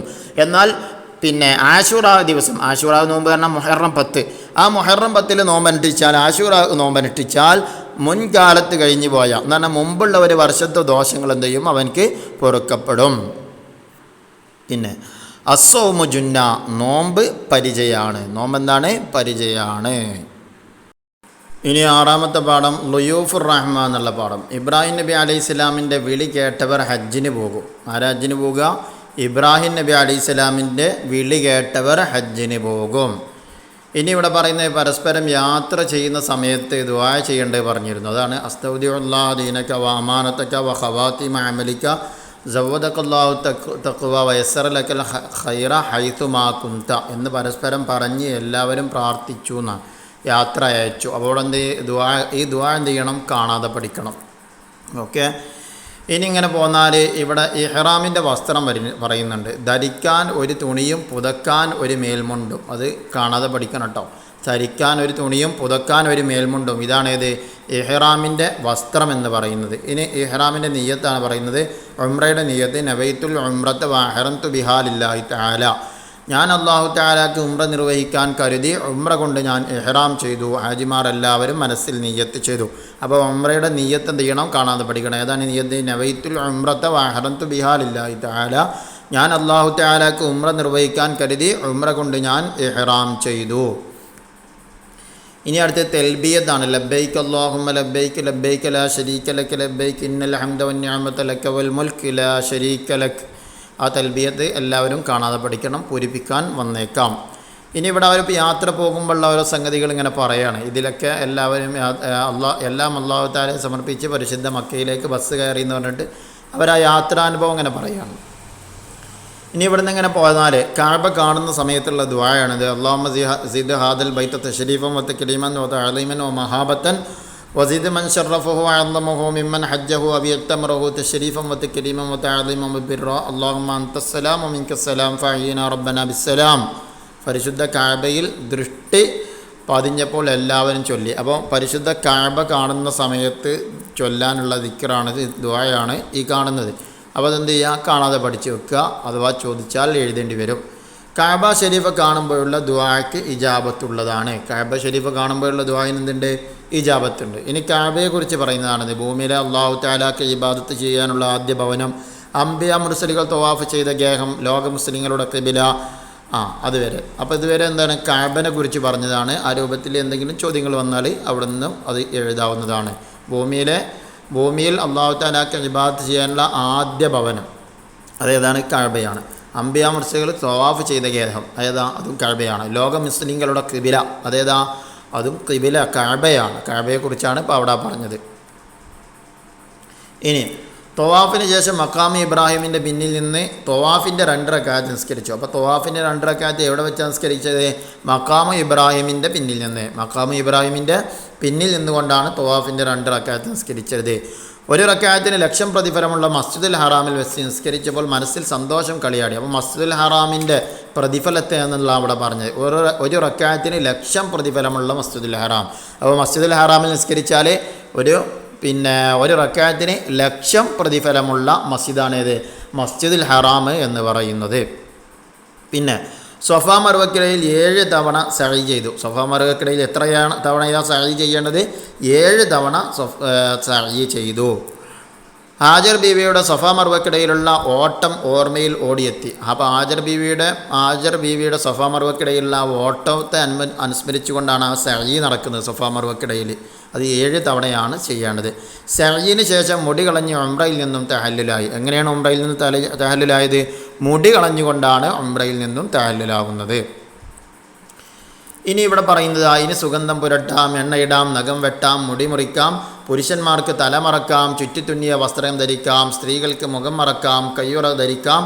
അമീർ ഓർമ്മിപ്പിച്ചു. ഇത് ഇഹ്റാം ചെയ്താൽ പാടില്ലാത്ത സംഗതികളത്. ഇതൊന്ന് ഇഹ്റാം ചെയ്താൽ, ഹജ്ജിനോ ഉംറക്കോ ഇഹ്റാം ചെയ്താൽ ഈ സംഗതികളൊന്നും ഉണ്ടാകാൻ പാടില്ല. സുഗന്ധം പുരട്ടാൻ പാടില്ല, എണ്ണ ഇടാൻ പാടില്ല, നഖം വെട്ടാൻ, ഇതൊന്നും പാടില്ല. എന്നാൽ ഉംറയിൽ നിന്ന് ഒഴിവായാൽ എന്ത് പറ്റും, ഇതൊക്കെ ചെയ്യാൻ പറ്റും. അതാണ് ഇപ്പോൾ ഉംറയിൽ നിന്ന് നമ്മൾ തഹല്ലുലായി എന്ന് പറഞ്ഞല്ലോ. അതിന് ശേഷം പറഞ്ഞതാണ് സുഗന്ധം പുരട്ടാം, എണ്ണയിടാം, നഖം വെട്ടാം, ഇതൊക്കെ എന്ത് ചെയ്യാൻ പറ്റും. അപ്പോൾ ഇഹ്റാം ചെയ്തവർക്ക് ഹറാമാകുന്ന കാര്യങ്ങൾ ഏതെല്ലാം ചോദിച്ചാൽ ഇതാണ് എഴുതേണ്ടത്. ഇനി ഇഹ്റാമിൽ നിന്നും ഒഴിവായാൽ അനുവദനീയമാകുന്ന ഹലാലാകുന്ന കാര്യങ്ങൾ ഏതൊക്കെയെന്ന് ചോദിച്ചാൽ ഇത് തന്നെയാണ് അവിടെ എഴുതാനുള്ളത്. ഓക്കെ, മനസ്സിലായിട്ടുണ്ടാവുമെന്ന് വിചാരിക്കുന്നു. പിന്നെ ഉംറയുടെയും ഹജ്ജിൻ്റെയും പ്രതിഫലമാണ് ഇവിടെ പറയുന്നത്. അൽ ഉംറത്തു ഇലൽ ഉംറത്തി കഫാറത്തുൽ ലിമാ ബൈനഹുമാ വൽ ഹജ്ജുൽ മബ്റൂർ ലൈസ ലഹു ജസാഉൻ ലിൽ ജന്ന. അത് കാണാതെ പഠിക്കണം, പൂരിപ്പിക്കാൻ വന്നേക്കാം. അല്ലെങ്കിൽ അർത്ഥം ചോദിക്കും. അതിൻ്റെ അർത്ഥം പറയുന്നു, ഒരു ഉംറ മുതൽ അടുത്ത ഉംറ വരെയുള്ള എല്ലാ ദോഷങ്ങളും അള്ളാഹു പൊറുക്കും. ഒരു ഉംറ മുതൽ അടുത്ത ഉംറ വരെയുള്ള എല്ലാ ദോഷങ്ങളും അള്ളാഹു പൊറുക്കും. കുറ്റമറ്റ ഹജ്ജിന് സ്വർഗമല്ലാതെ പ്രതിഫലമില്ലെന്ന് നബി സല്ലല്ലാഹു അലൈഹി വസല്ലം പറഞ്ഞിട്ടുണ്ട്. കുറ്റമറ്റതായ ഹജ്ജ് ചെയ്താൽ എന്താണ് പ്രതിഫലം, സ്വർഗമല്ലാതെ മറ്റൊന്നും പ്രതിഫലമില്ല. സ്വർഗമാണ് കുറ്റമറ്റതായ രീതിയിൽ ഹജ്ജ് ചെയ്താലുള്ള പ്രതിഫലം. അപ്പോൾ ഉംറയുടെയും ശ്രേഷ്ഠത പറഞ്ഞു, ഹജ്ജിൻ്റെയും ശ്രേഷ്ഠത ഇവിടെ പറഞ്ഞു. ഉംറയുടെ ഈ പറഞ്ഞ ഹദീസ് എന്ത് ചെയ്യണം, കാണാൻ. അൽ ഉംറത്തു ഇലൽ ഉംറത്തി കഫാറത്തുൽ ലിമാ ബൈനഹുമാ വൽ ഹജ്ജുൽ മബ്റൂർ ലൈസ ലഹു ജസാൻ ഇല്ലൽ ജന്ന. ഉംറൻ്റെയും ഹജ്ജിൻ്റെയും രണ്ടും അവിടെ പറഞ്ഞിട്ടുണ്ട്. വൽ ഹജ്ജുൽ മബ്റൂർ എന്നുള്ള ഹജ്ജിനെ കുറിച്ച് പറഞ്ഞതാണ്. അൽ ഉംറത്തു ഇലൽ ഉംറത്തി കഫാറത്തുൽ ലിമാ ബൈനഹുമാ. ഇത് പൂരിപ്പിക്കാൻ വന്നേക്കാം. ഇതിൻ്റെ പകുതി ഭാഗം ഉംറൻ്റെ മാത്രം പൂരിപ്പിക്കാൻ വന്നേക്കാം, അല്ല ഹജ്ജിൻ്റെ പൂരിപ്പിക്കാൻ വന്നേക്കാം. ഏതായാലും അത് കാണാതെ പഠിക്കുക, അതിൻ്റെ അർത്ഥവും. ഇനി ഉംറത്തും ഫി റമദാന തഅദിലു ഹജ്ജൻ. റമദാനിലെ ഉംറ ഹജ്ജിന് സമാനമാകും. റമദാനിലെ ഉംറ ഹജ്ജിന് സമാനമാകും. ഇൻഷാ അല്ലാഹ് ആ കോളത്തിൽ കാണുന്നത് കൃത്യമായിട്ട് പഠിച്ചിരിക്കണം. ഇനി ഏഴാമത്തെ പാഠം അൽ ഹജ്ജുൽ മബ്റൂർ എന്ന പാഠമാണ് നമ്മൾ വായിക്കുന്നത്. ഹജ്ജിന് ഇനിയും ദിവസങ്ങളുണ്ട്. അപ്പോൾ അതിന് മുമ്പ് കുറച്ച് സ്ഥലങ്ങൾ അവർ സന്ദർശിച്ചിട്ടുണ്ട്. അതാണ് പറഞ്ഞത്. ഒന്ന് ഹിറാ ഗുഹയാണ്. അത് ജബലന്നൂരിലാണ് സ്ഥിതി ചെയ്യുന്നത്. എവിടെയാണ് ഹിറാ ഗുഹ ഉള്ളത്? ജബലന്നൂരിലാണ്. പരിശുദ്ധ മക്കയിൽ നിന്ന് 5 കിലോമീറ്റർ അകലെയാണ് ഈ ജബലന്നൂർ ഉള്ളത്. പരിശുദ്ധ മക്കയിൽ നിന്ന് 5 കിലോമീറ്റർ അകലെയാണ് ജബലന്നൂർ. ആ ജബലന്നൂരിലാണ് ഹിറാ ഗുഹ ഉള്ളത്. 642 മീറ്റർ ഉയരമുണ്ട് ഇതിന്, ഈ ജബലന്നൂർ മലക്ക്. പിന്നെ രണ്ടാമത് അവർ സന്ദർശിക്കുന്നത് സൗർ ഗുഹയാണ്. സൗർ ഗുഹ സന്ദർശിച്ചു. 5 കിലോമീറ്റർ അകലെയാണ്. മക്കയിൽ നിന്ന് 5 കിലോമീറ്റർ അകലെയാണ് ഏത് സൗർ ഗുഹയുള്ളത്. നമ്മൾ നേരത്തെ പറഞ്ഞതും 5 കിലോമീറ്ററാണ്. ഏത് ഹിറാ ഗുഹ പറഞ്ഞതും 5ആണ്, സൗർ ഗുഹ പറഞ്ഞതും 5ആണ്. മക്കയിൽ നിന്ന് 5 കിലോമീറ്ററാണ്. ഇതിൻ്റെ ഉയരത്തിനാണ് 759 മീറ്ററാണ് അതിൻ്റെ ഉയരം. അപ്പോൾ സൗർ ഗുഹ സന്ദർശിക്കുന്നു. രണ്ടാമതായിട്ട് മക്കയിൽ നിന്നും 5 കിലോമീറ്റർ അകലെയാണ്. 759 മീറ്ററാണ് അതിൻ്റെ ഉയരം. ഇനി അവിടെ എന്തുണ്ട്? ശത്രുക്കൾ കാണാതെ നബി സല്ലല്ലാഹു അലൈഹി വസല്ലമയെയും അബൂബക്കർ റളിയല്ലാഹു അൻഹുവിനെയും സംരക്ഷിച്ചത് ഈ മലയിലെ സൗർ ഗുഹയിലാണ്. അപ്പോൾ സൗർ ഗുഹയിലാണ് അവിടെ നബി സല്ലല്ലാഹു അലൈഹി വസല്ലമ തങ്ങൾക്കും അതുപോലെ തന്നെ അബൂബക്കർ സിദ്ദീഖ് റളിയല്ലാഹു അൻഹു സംരക്ഷണം നൽകിയത്. അങ്ങനെ ചോദ്യം വന്നാൽ ഏതാണ് ആ മല എന്ന് ചോദിച്ചാൽ സൗർ ഗുഹയാണ് എഴുതേണ്ടത്. ഏതാണ് ആ ഗുഹ എന്ന് ചോദിച്ചാൽ സൗർ ഗുഹ. ഇനി അസറിന് ശേഷം ഞങ്ങൾ ജന്നത്തുൽ മുഅല്ല സന്ദർശിച്ചു. ജന്നത്തുൽ മുഅല്ല അടുത്ത മൂന്നാമത്തെ കേന്ദ്രം ജന്നത്തുൽ മുഅല്ലയിൽ പോയി. എവിടെ പോയത്? ജന്നത്തുൽ മുഅല്ല. മസ്ജിദുൽ ഹറാമിൻ്റെ വടക്ക് 700 മീറ്റർ അകലെയാണ്. മസ്ജിദുൽ ഹറാമിൽ നിന്ന് 700 മീറ്റർ അകലെയാണ് ജന്നത്തുൽ മുഅല്ലയുള്ളത്. എന്താ ജന്നത്തുൽ മുഅല്ലയുടെ പ്രത്യേകത? അവിടെയാണ് നബി സല്ലല്ലാഹു അലൈഹി വസല്ലമയുടെ പ്രിയ പത്നി ഖദീജ ബീവി റളിയല്ലാഹു അൻഹ അന്ത്യവിശ്രമം കൊള്ളുന്നത്. അതുപോലെ തന്നെ മുത്തുനബി സല്ലല്ലാഹു അലൈഹി വസല്ലമ തങ്ങളുടെ മകൻ ഖാസിം റളിയല്ലാഹു അൻഹു അവിടെയാണ് അന്ത്യവിശ്രമം കൊള്ളുന്നത്. അപ്പോൾ ജന്നത്തുൽ മുഅല്ലയാണ് അവർ മൂന്നാമത് സന്ദർശിച്ചത്. എന്താ ജന്നത്തുൽ മുഅല്ലയുടെ പ്രത്യേകത? അവിടെ ആരുണ്ട്? ഖദീജ ബീവി റളിയല്ലാഹു അൻഹ അവിടെയാണ് പിന്നെ അന്ത്യവിശ്രമം കൊള്ളുന്നത്. ഖബർ അവിടെയാണുള്ളത്. അതുപോലെ തന്നെ നബി സല്ലല്ലാഹു അലൈഹി വസല്ലമ തങ്ങളുടെ മകൻ ഖാസിം റളിയല്ലാഹു അൻഹുവിൻ്റെ മഖ്ബറയും ഖബറും അവിടെയാണ്. ഇവിടെ ജന്നത്തുൽ മുഅല്ലയിലാണ് ഉള്ളത്. അതാണ് ജന്നത്തുൽ മുഅല്ലയുടെ പ്രത്യേകത. ഇനി അവർ ഉംറ ചെയ്തു. ഉംറയ്ക്ക് ഇഹ്റാം ചെയ്ത 3 സ്ഥലങ്ങൾ ഇവിടെ പറയുന്നുണ്ട്. ഒന്ന് തൻഈമിലെ മസ്ജിദ് ആയിഷ. ഏതാണ്? മസ്ജിദുൽ ആയിഷയിൽ നിന്ന് ഒരു ഉംറയ്ക്ക് ഇഹ്റാം ചെയ്തു. പിന്നെ ജിഅ്റാനയിൽ പോയിട്ട് ഇഹ്റാം ചെയ്യുന്നുണ്ട്. പിന്നെ ഹുദൈബിയയിൽ പോയിട്ട് ഇഹ്റാം ചെയ്യുന്നുണ്ട്. അപ്പോൾ അവർ ഇഹ്റാം ചെയ്ത സ്ഥലങ്ങൾ ഏതൊക്കെയാണ്? ഒന്ന് പറഞ്ഞത് മസ്ജിദ് ആയിഷ, 2 ജിഅ്റാൻ, 3 ഹുദൈബിയ. ഈ 3 സ്ഥലങ്ങളിൽ നിന്നാണ് അവരെന്ത് ചെയ്തിട്ടുള്ളത്? ഉംറയ്ക്ക് ഇഹ്റാം ചെയ്തിട്ടുള്ളത്. ഇനി തവാഫിനെ കുറിച്ച് പറയുകയാണ്. ധാരാളം തവാഫുകൾ അവർ ചെയ്തു എന്ന് പറഞ്ഞു. അതുകൊണ്ട് പറയാണ് തവാഫിൻ്റെ ശ്രേഷ്ഠത. 50 തവാഫ് ചെയ്താൽ പ്രസവിച്ച കുഞ്ഞിനെ പോലെ പാപമില്ലാത്തവനായി തീരുമെന്ന് ഹദീസിലുണ്ട്. അപ്പോൾ എന്താണ് ഹദീസിലുള്ളത് തവാഫിനെ കുറിച്ച്? 50 തവാഫ് ചെയ്താൽ പ്രസവിച്ച കുഞ്ഞിനെ പോലെ പാപമില്ലാത്തവനാകുമെന്നാണ് ഹദീസിലുള്ളത്. അല്ലെങ്കിൽ ഇങ്ങനെ ചോദ്യം വന്നോ? പ്രസവിച്ച കുഞ്ഞിനെ പോലെ പാപമില്ലാത്തവനാകും ആരാണത്? 50 തവാഫ് ചെയ്താൽ 50 തവാഫ് ചെയ്തവൻ എന്ത് ചെയ്യും? പ്രസവിച്ച കുഞ്ഞിനെ പോലെ പാപമില്ലാത്തവനായി തീരും. ഇനി നമ്മൾ ഹജ്ജിൻ്റെ കർമ്മത്തിലേക്ക് കടക്കുകയാണ്. നവൈത്തുൽ ഹജ്ജ വ അഹ്റംതു ബിഹി ലില്ലാഹി തആല. ഇതാണ് ഹജ്ജിൻ്റെ നിയ്യത്ത്. നവൈത്തുൽ ഹജ്ജ വ അഹ്റംതു ബിഹി ലില്ലാഹി തആല എന്ന നിയ്യത്ത് മനസ്സിൽ കരുതി ദുൽഹിജ്ജ 8-ന് ഹജ്ജിന് ഇഹ്റാം ചെയ്തു. എത്രയ്ക്ക് ഇഹ്റാം ചെയ്യുന്നത്? ദുൽഹിജ്ജ 8-ന്. ദുൽഹിജ്ജ 8-നാണ് ഇഹ്റാം ചെയ്യുന്നത്. ടെൻറ്റുകളുടെ നഗരമായ മിനയിലേക്ക് ഞങ്ങളും നീങ്ങി. അങ്ങനെ പരിശുദ്ധ മക്കയിൽ നിന്ന് 6 കിലോമീറ്റർ അകലെയാണ് മിനാ താഴ്വര. അന്ന് മിനയിൽ രാപ്പാർത്തു. അപ്പോൾ ചുരുക്കി പറഞ്ഞാൽ ദുൽഹിജ്ജ 8-ന് നമ്മൾ ഇഹ്റാം ചെയ്യുന്നു. നവൈത്തുൽ ഹജ്ജ വ അഹ്റംതു ബിഹി ലില്ലാഹി തആല എന്ന നിയ്യത്ത് ചെയ്തുകൊണ്ട് നമ്മൾ ഇഹ്റാം ചെയ്യുന്നു. എന്നിട്ട് നമ്മൾ എവിടെ താമസിക്കുന്നത്? ദുൽഹിജ്ജ 8-ന് മിനയിലാണ് നമ്മൾ താമസിക്കുന്നത്. ഇനി അടുത്തത് ദുൽഹിജ്ജ 9-ന്. ദുൽഹിജ്ജ 9-ന് പുലർച്ചെ ഞങ്ങൾ അറഫയിലേക്ക് നീങ്ങി. അപ്പോൾ ദുൽഹിജ്ജ പുലർച്ചെ രാവിലെ എവിടേക്ക് നീങ്ങുകയാണ്? 9-ന് അറഫയിലേക്ക് നീങ്ങുകയാണ്. അപ്പോൾ ദുൽഹിജ്ജ 8 മുതലാണ് ഹജ്ജ് തുടങ്ങുന്നത്. ദുൽഹിജ്ജ 8-ന് നമ്മൾ നിയ്യത്ത് ചെയ്തുകൊണ്ട് ഹജ്ജിന് ഇഹ്റാം ചെയ്തു.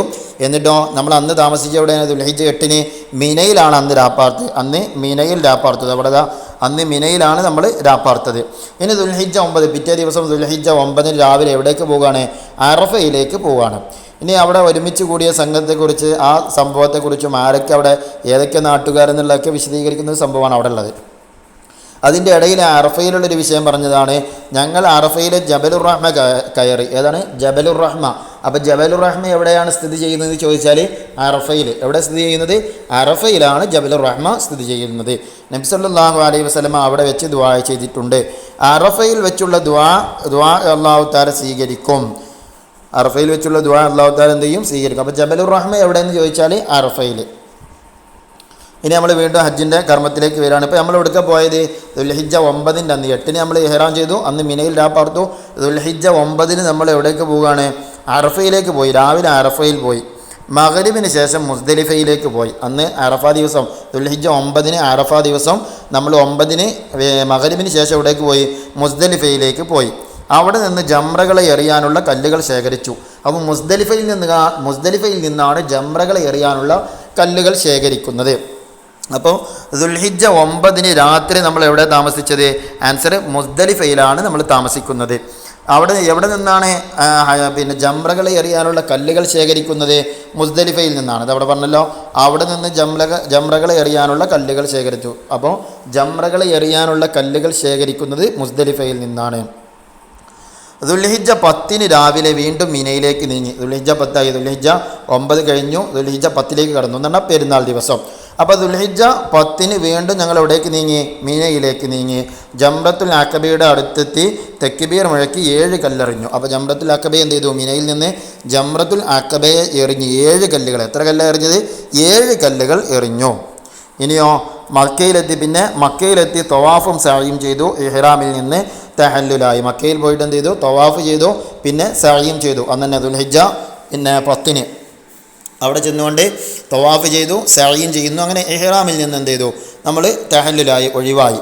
കുറ്റമറ്റ ഹജ്ജ് ചെയ്താൽ നവജാത ശിശുവിനെ പോലെ പാപരഹിതനാകും. കുറ്റമറ്റ ഹജ്ജ് ചെയ്താൽ നവജാത ശിശുവിനെ പോലെ പാപരഹിതനാകും. ഹജ്ജിൻ്റെ പ്രതിഫലമാണ് പറഞ്ഞത്. ഇനി അയ്യാമു തശ്രീഖിൻ്റെ ദിവസങ്ങളിൽ മിനയിൽ രാപ്പാർത്തു. അയ്യാമു തശ്രീഖിൻ്റെ ദിവസങ്ങളിൽ എന്താണ്? ദുൽഹിജ്ജ 11, 12, 13 ഈ ദിവസങ്ങളിൽ എവിടെ രാപ്പാർക്കുന്നത്? മിനയിൽ രാപ്പാർത്തു. 3 ദിവസവും 3 ജംറകളെ എറിഞ്ഞു. പിന്നീട് തവാഫുൽ വിദാ ചെയ്തു. അങ്ങനെ അയ്യാമു തശ്രീഖിൻ്റെ ദിവസങ്ങളിൽ മിനയിൽ രാപ്പാർക്കുന്നു, 3 ദിവസവും 3 ജംറകളെ എറിയുന്നു. പിന്നീട് എന്ത് ചെയ്യുന്നു? മക്കയിൽ വന്നുകൊണ്ട് തവാഫുൽ വിദാ ചെയ്യുന്നു. വലാ ജിദാല ഫിൽ ഹജ്ജ്. ഹജ്ജ് വേളയിൽ തർക്കം പാടില്ല. ഇപ്പം നമ്മൾ ദുൽഹിജ്ജ 8 മുതൽ പറഞ്ഞില്ലേ? പിന്നെ 2-ാമത്തെ പേജ് മുതൽ ദുൽഹിജ്ജ ഹജ്ജിൻ്റെ കർമ്മങ്ങൾ വിശദീകരിച്ചില്ലേ? എവിടുന്ന്? നവൈത്തുൽ ഹജ്ജ വഹറംതു ബിഹി ലില്ലാഹി തആല 43-ാമത്തെ പേജ് മുതൽ അവസാനത്തെ പേജ് വരെ ഒന്ന് ചുരുക്കിയിട്ട് എഴുതിയതാണിത് ഹജ്ജിൻ്റെ രൂപം പറഞ്ഞത്. നവൈത്തുൽ ഹജ്ജ വഹറംതു ബിഹി ലില്ലാഹി തആല എന്ന് നിയ്യത്ത് മനസ്സിൽ കരുതി ദുൽഹിജ്ജ 8-ന് ഹജ്ജിന് ഇഹ്റാം ചെയ്തു. ദുൽഹിജ്ജ 8-ന് ഹജ്ജിന് ഇഹ്റാം ചെയ്തു. അന്ന് മിനയിൽ രാപ്പാർത്തു. മിനയിൽ രാപ്പാർത്തു. ദുൽഹിജ്ജ 9-ന് പുലർച്ചെ അറഫയിൽ പോയി. അന്ന് മഗ്രിബിന് ശേഷം മുസ്ദലിഫയിലേക്ക് പോയി. അന്ന് മഗ്രിബിന് ശേഷം എടുക്കാൻ പോണത് മുസ്ദലിഫയിലേക്ക്. അവിടെ പാതിരാത്രിക്ക് ശേഷം അല്പം ചെയ്തു? രാപ്പാർത്തു. മുസ്ദലിഫയിൽ രാപ്പാർത്തു. മുസ്ദലിഫയിൽ നിന്നും ജംറകളെ എറിയാനുള്ള കല്ലുകൾ എന്ത് ചെയ്യുന്നു? ശേഖരിക്കുന്നു. പിന്നെ ദുൽഹിജ്ജ 10-ന് വീണ്ടും മിനയിലേക്ക് പോയി ജംറത്തുൽ അഖബയെ 7 കല്ലെറിയുക. ജംറത്തുൽ അഖബയെ എന്ത് ചെയ്തു? 7 കല്ലെറിഞ്ഞു. ബലികർമ്മം നടത്തി. അവിടെ വെച്ചുകൊണ്ട് എന്ത് നടത്തുന്നുണ്ട്? ബലികർമ്മം നടത്തി. മുടി കളഞ്ഞു. മക്കയിലെത്തി തവാഫും സഅയും ചെയ്തു. ഇഹ്റാമിൽ നിന്നും തഹല്ലുലായി. ബലികർമ്മം നടത്തി. ഒക്കെ എവിടെ വെച്ചിട്ടാണ്? ദുൽഹിജ്ജ 10-ന് മിനയിൽ വെച്ചുകൊണ്ടാണ് ഈ സംഗതികളൊക്കെ നടക്കുന്നത്. പിന്നെ ജംറത്തുൽ അഖബയെ എറിഞ്ഞതിന് ശേഷം ബലികർമ്മം നടത്തുന്നു, മുടി കളയുന്നു. പിന്നെ മക്കയിലെത്തിയിട്ട് എന്ത് ചെയ്തു? തവാഫും സഅയും ചെയ്യുന്നു. അങ്ങനെ ഇഹ്റാമിൽ നിന്നും തഹല്ലുലായി. ഇനി അയ്യാമു തശ്രീഖിൻ്റെ ദിവസങ്ങൾ അഥവാ ദുൽഹിജ്ജ 11, 12, 13 ഈ ദിവസങ്ങളിൽ മിനയിൽ രാപ്പാർത്തു. 3 ദിവസവും 3 ജംറകളെ എറിഞ്ഞു. 3 ദിവസവും 3 ജംറകൾ എന്ത് എറിഞ്ഞു? മക്കയിൽ പോയി തവാഫിൽ വിദാ ചെയ്തു. മക്കയിൽ പോയിട്ട് തവാഫിൽ വിദാ ചെയ്തു. ഇതാണ് ഹജ്ജ് കർമ്മത്തിൽ നമ്മുടെ പാഠത്തിൽ പറഞ്ഞ ആ ചുരുക്ക രൂപത്തിൽ എന്നങ്ങനെ എഴുതിയെന്ന് മാത്രം. ഇനി നമുക്ക് പറയാനുള്ളത് 8-ാമത്തെ പാഠം വജബത്ത് ലഹു ഷഫാഅത്തി എന്ന പാഠം. ഹജ്ജിന് ശേഷം ഹാജിമാർ പരിശുദ്ധ മദീനയിലേക്ക് യാത്രക്കൊരുങ്ങി. മക്കയിൽ നിന്ന് 450 കിലോമീറ്റർ അകലെയാണ് പുണ്യഭൂമി എന്നൊക്കെ പറഞ്ഞു. പിന്നെ സ്വലാത്ത് സലാം പറയുന്ന ലോകത്തിൻ്റെ നേതാവ് മുത്തുനബി സല്ലല്ലാഹു അലൈഹി വസല്ലം മസ്ജിദ് നബിയിൽ വെച്ച് നിസ്കരിക്കണം അങ്ങനെയുള്ള ഓരോ ആഗ്രഹങ്ങളവിടെ പറയുന്നു. പിന്നെ മദീനയിലേക്ക് പോകുമ്പോഴുള്ള ഓരോ സംഗതികളൊക്കെയാണ് ഈ പാരഗ്രാഫിലൂടെ ഒക്കെ പറയുന്നത്. ഇനി ഇവിടെ എത്തുമ്പോൾ സമയത്ത് മദീന ബറക്കത്തുള്ളതാണ്. 2-ാമത്തെ പേജിൽ ആ പാഠത്തിലെ 2-ാമത്തെ പേജ് മദീന ബറക്കത്തുള്ളതാണ്. മദീനയിൽ ബറക്കത്തുണ്ടാവാൻ നബി സല്ലല്ലാഹു അലൈഹി വസല്ലമ ദുആ ചെയ്തിട്ടുണ്ട്. അവിടെയുള്ള ചെടികളും മരങ്ങളും ബറക്കത്തുള്ളതാണ്. അവ പറിക്കാൻ പാടില്ല. മറ്റു മസ്ജിദുകളിലെ നിസ്കാരത്തേക്കാൾ 1000 മടങ്ങ് ശ്രേഷ്ഠമാണ് മസ്ജിദ് നബവിയിലെ നിസ്കാരം. അപ്പോൾ ഇവിടെ എന്താ പറഞ്ഞത്? മദീന ബറക്കത്തുള്ളതാണ്. മദീനയിൽ ബറക്കത്തുണ്ടാവാൻ ആര് ദുആ ചെയ്തിട്ടുണ്ട്? നബി സല്ലല്ലാഹു അലൈഹി വസല്ലമ ദുആ ചെയ്തിട്ടുണ്ട്. അവിടെയുള്ള ചെടികൾക്കും മരങ്ങൾക്കും ബറക്കത്തുള്ളതാണ്. അവിടെയുള്ള ചെടികളും മരങ്ങളും ബറക്കത്തുള്ളതാണ്. എവിടെയുള്ള? മദീനയിലുള്ള. ആൻസർ എന്താണ്? മദീനയിലുള്ള. അവ പറിക്കാൻ പാടില്ല. അപ്പോൾ ചെടികളും മരങ്ങളും പറിക്കാൻ പാടില്ല. എവിടെയുള്ള ചെടികളും മരങ്ങളുമാണ് പറിക്കാൻ പാടില്ലാത്തത്? ആൻസർ മദീനയിലുള്ള.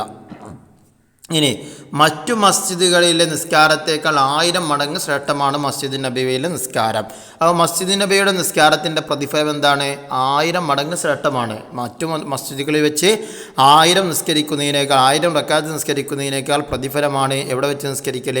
മസ്ജിദ് നബവിയിലെ ഒരു റക്അത്ത് നിസ്കാരം എന്ന് പറയുന്നത്. പിന്നെ നബി സല്ലല്ലാഹു അലൈഹി വസല്ലം പറഞ്ഞു, എൻ്റെ ഖബറിൻ്റെയും മിമ്പറിൻ്റെയും ഇടയിലുള്ള സ്ഥലം സ്വർഗീയ പൂവനങ്ങളിൽ പെട്ടതാണ്. സ്വർഗീയ പൂന്തോപ്പിൽ വെച്ച് നിസ്കരിക്കുന്ന ആരെയെങ്കിലും സന്തോഷിപ്പിക്കുന്നുവെങ്കിൽ ഇവിടെ വെച്ച് നിസ്കരിക്കുക. അപ്പോൾ സ്വർഗീയ പൂന്തോപ്പുകളിൽ വെച്ച് നിസ്കരിക്കാൻ ആരെങ്കിലും താല്പര്യം വരുന്നുണ്ടെങ്കിൽ അത് എവിടെ വെച്ച് നിസ്കരിക്കണോ? നബി സല്ലല്ലാഹു അലൈഹി വസല്ലം തങ്ങളുടെ ഖബറിൻ്റെയും മിമ്പറിൻ്റെയും ഇടയിലുള്ള സ്ഥലം, അതാണത്. എൻ്റെ ഖബറിൻ്റെയും മിമ്പറിൻ്റെയും ഇടയിലുള്ള സ്ഥലം സ്വർഗീയ പൂവനങ്ങളിൽ പെട്ടതാണ്. അപ്പോൾ സ്വർഗീയ പൂവനങ്ങളിൽ പെട്ട സ്ഥലമാണ് ഏത്? നബി സല്ലല്ലാഹു അലൈഹി വസല്ലമയുടെ ഖബറിൻ്റെയും മിമ്പറിൻ്റെയും ഇടയിലുള്ള സ്ഥലം. സ്വർഗീയ പൂന്തോപ്പിൽ വെച്ച് നിസ്കരിക്കുന്നത് ആരെങ്കിലും ഇഷ്ടപ്പെടുന്നുവെങ്കിൽ, ആരെയെങ്കിലും സന്തോഷിപ്പിക്കുന്നുവെങ്കിൽ അവൻ എവിടെ വെച്ച് നിസ്കരിക്കണം? നബി സല്ലല്ലാഹു അലൈഹി വസല്ലമ തങ്ങളുടെ ഖബറിൻ്റെയും മിമ്പറിൻ്റെയും ഇടയിലുള്ള സ്ഥലത്ത് വെച്ച് നിസ്കരിക്കണം. ഇനി പരിശുദ്ധ മദീനയിലെ ശ്രേഷ്ഠമായ സുന്നത്താണ് മുത്തുനബി സല്ലല്ലാഹു അലൈഹി വസല്ലമയെ സിയാറത്ത് ചെയ്യുക. പരിശുദ്ധ മദീനയിലെ ഏറ്റവും പ്രധാനപ്പെട്ട സുന്നത്താണിത്. നബി സല്ലല്ലാഹു അലൈഹി വസല്ലമ തങ്ങളുടെ ഖബർ സിയാറത്ത് ചെയ്യൽ. നബി സല്ലല്ലാഹു അലൈഹി വസല്ലമ തങ്ങൾ പറഞ്ഞു, മൻ സാറ ഖബരി വജബത് ലഹു ശഫാഅത്തി. ഇത് ചെറിയൊരു അറബിയാണ്, അതുകൊണ്ട് കാണാതെ പഠിക്കണം, പൂരിപ്പിക്കാൻ വന്നേക്കാം. മൻസാറ ഖബരി വജബത്ത് ലഹു ഷഫാഅത്തി. എൻ്റെ ഖബർ സിയാറത്ത് ചെയ്താൽ എൻ്റെ ഷഫാഅത്ത് അവന് ഉറപ്പായി. എൻ്റെ ഖബർ ആരെങ്കിലും സിയാറത്ത് ചെയ്താൽ അവനിക്ക് എൻ്റെ ഷഫാഅത്ത് ഉറപ്പായി. അപ്പോൾ നബി തങ്ങളുടെ ഷഫാഅത്ത് ഉറപ്പായും ലഭിക്കും. ആർക്ക്? ആൻസർ നബി സല്ലല്ലാഹു അലൈഹി വസല്ലമ തങ്ങളുടെ ഖബർ സിയാറത്ത് ചെയ്തവർക്ക്. ഇനി എൻ്റെ വഫാത്തിന് ശേഷം എന്നെ സിയാറത്ത് ചെയ്തവൻ ജീവിതകാലത്ത് എന്നെ സന്ദർശിച്ചവനെ പോലെയാണെന്ന് ഹദീസുകൾ കേട്ടപ്പോൾ സന്തോഷം കൊണ്ട് എല്ലാവരുടെയും കണ്ണുകൾ നിറഞ്ഞു. അപ്പോൾ അവിടെ പറഞ്ഞെന്താ? എൻ്റെ വഫാത്തിന്, നബി തങ്ങളുടെ വഫാത്തിന് ശേഷം ഖബർ സിയാറത്ത് ചെയ്താൽ ഏതുപോലെയാണത്? ജീവിതകാലത്ത് നബി തങ്ങളെ സന്ദർശിച്ചവനെ പോലെയാണ്. നബി തങ്ങളെ ജീവിതകാലത്ത് സന്ദർശിച്ചവനെ പോലെയാണ് ആര്? ആൻസർ നബി സല്ലല്ലാഹു അലൈഹി വസല്ലമയുടെ ഖബർ, നബി തങ്ങളുടെ വഫാത്തിന് ശേഷം ഖബർ സിയാറത്ത് ചെയ്തവൻ, നബി സല്ലല്ലാഹു അലൈഹി വസല്ലമയുടെ ഖബർ സിയാറത്ത് ചെയ്തവൻ. അപ്പോൾ നബി തങ്ങളുടെ വഫാത്തിന് ശേഷം എൻ്റെ വഫാത്തിന് ശേഷം എന്നെ സിയാറത്ത് ചെയ്തവൻ ജീവിതകാലത്ത് എന്നെ സന്ദർശിച്ചവനെ പോലെയാണ്. അതെന്ത് ചെയ്യണം? പഠിച്ചിരിക്കണം. ഇനി ഔലിയാക്കന്മാരുടെയും പണ്ഡിതന്മാരുടെയും ഖബർ സിയാറത്ത് ചെയ്യൽ പ്രധാനപ്പെട്ട സുന്നത്താണ്. ആരൊക്കെ? ഔലിയാക്കളുടെയും പണ്ഡിതന്മാരുടെയും ഖബർ സിയാറത്ത് ചെയ്യൽ പ്രധാനപ്പെട്ട സുന്നത്താണ്. അപ്പോൾ ഔലിയാക്കളുടെയും പണ്ഡിതന്മാരുടെയും ഖബർ സിയാറത്ത് ചെയ്യുന്നതിൻ്റെ വിധി എന്ത്? ആൻസർ സുന്നത്ത്. നബി സല്ലല്ലാഹു അലൈഹി വസല്ലമ ഉഹദ് ശുഹദാക്കളെ സിയാറത്ത് ചെയ്യുകയും അവർക്ക് വേണ്ടി ദുആ ഇരക്കുകയും ചെയ്യാറുണ്ടായിരുന്നു. അപ്പോൾ ഇവിടെ ഖബർ സിയാറത്തിൻ്റെ തെളിവാണ് ഇവിടെ പറഞ്ഞത്. നബി സല്ലല്ലാഹു അലൈഹി വസല്ലമ ഉഹദ് ശുഹദാക്കളെ സിയാറത്ത് ചെയ്യുകയും അവർക്ക് വേണ്ടി ദുആ ചെയ്യുകയും ചെയ്യാറുണ്ടായിരുന്നു. മാതാപിതാക്കളുടെയും കുടുംബക്കാരുടെയും ഖബർ സിയാറത്ത് ചെയ്യൽ പുരുഷന്മാർക്ക് സുന്നത്താണ്. ആരുടെ ഖബർ? മാതാപിതാക്കളുടെയും കുടുംബക്കാരുടെയും ഖബർ സിയാറത്ത് ചെയ്യൽ സുന്നത്താണ്. ആർക്ക്? ആൻസർ പുരുഷന്മാർക്ക്. എന്നെ ഒരു ചോദ്യം അവിടുന്ന് ഏതാ? മാതാപിതാക്കളുടെയും കുടുംബക്കാരുടെയും ഖബർ സിയാറത്ത് ചെയ്യുന്നതിൻ്റെ വിധി എന്ത്? ആൻസർ സുന്നത്ത്. മാതാപിതാക്കളുടെ ഖബർ എല്ലാ വെള്ളിയാഴ്ചയും സിയാറത്ത് ചെയ്താൽ ദോഷങ്ങൾ പൊറുക്കുകയും നല്ലവനായി രേഖപ്പെടുത്തുകയും ചെയ്യുമെന്ന് ഹദീസിലുണ്ട്. അപ്പോൾ മാതാപിതാക്കളുടെ ഖബർ സിയാറത്ത് ചെയ്യുന്നതിനെക്കുറിച്ച് എന്താണ് ഹദീസിലുള്ളത്? അല്ലെങ്കിൽ എല്ലാ വെള്ളിയാഴ്ചയും സിയാറത്ത് ചെയ്താലുള്ള നേട്ടം എന്ത്? ആൻസർ എന്താ? ദോഷങ്ങൾ പൊറുക്കുകയും നല്ലവനായി രേഖപ്പെടുത്തുകയും ചെയ്യും. ദോഷങ്ങൾ പൊറുക്കുകയും നല്ലവനായി രേഖപ്പെടുത്തുകയും ചെയ്യും.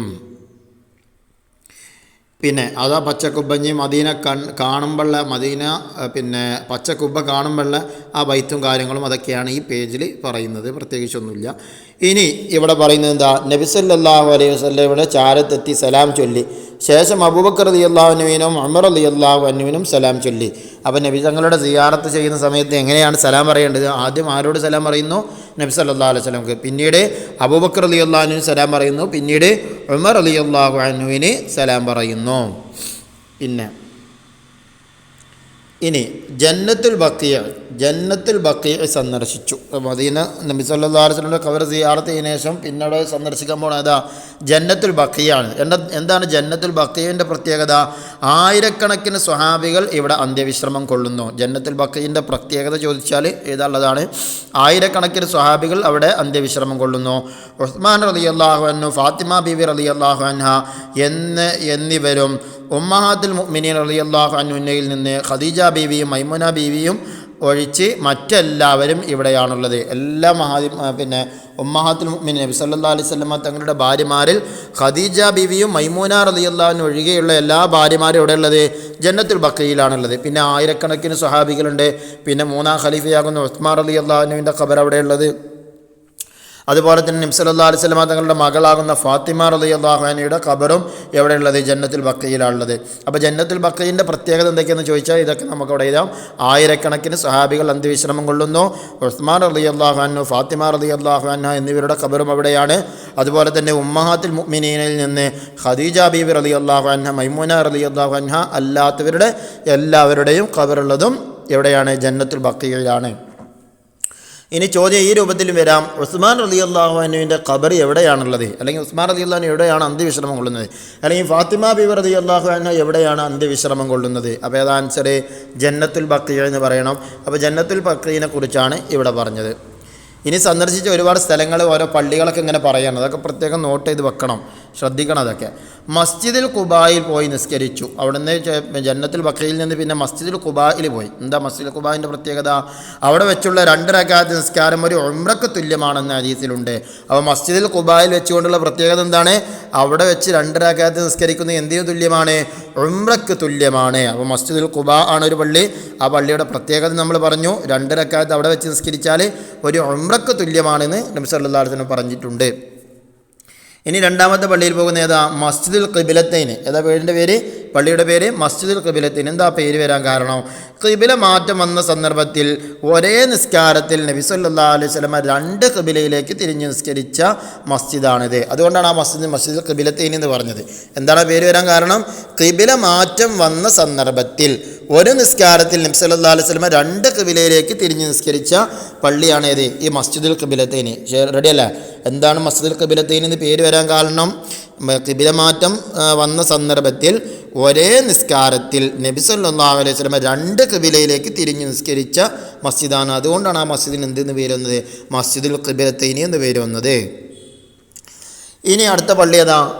ഇജാബത്ത് ലഭിച്ച മസ്ജിദുൽ ഇജാബയും ആദ്യ ജുമാ നടന്ന മസ്ജിദുൽ ജുമായും സന്ദർശിച്ചു. എന്തുകൊണ്ടാണ് മസ്ജിദുൽ ഇജാബക്ക് ആ പേര് വന്നത്? ദുആന് ഇജാബത്ത് കിട്ടിയതുകൊണ്ടാണ്. ദുആക്ക് ഇജാബത്ത് ലഭിച്ച പള്ളിയായതുകൊണ്ടാണ് ആ പള്ളിയുടെ പേര് മസ്ജിദുൽ ഇജാബ ആയത്. പിന്നെ ആദ്യ ജുമാ നടന്നതുകൊണ്ടാണ് ആ പള്ളിക്ക് എന്ത് പേര് വന്നത്?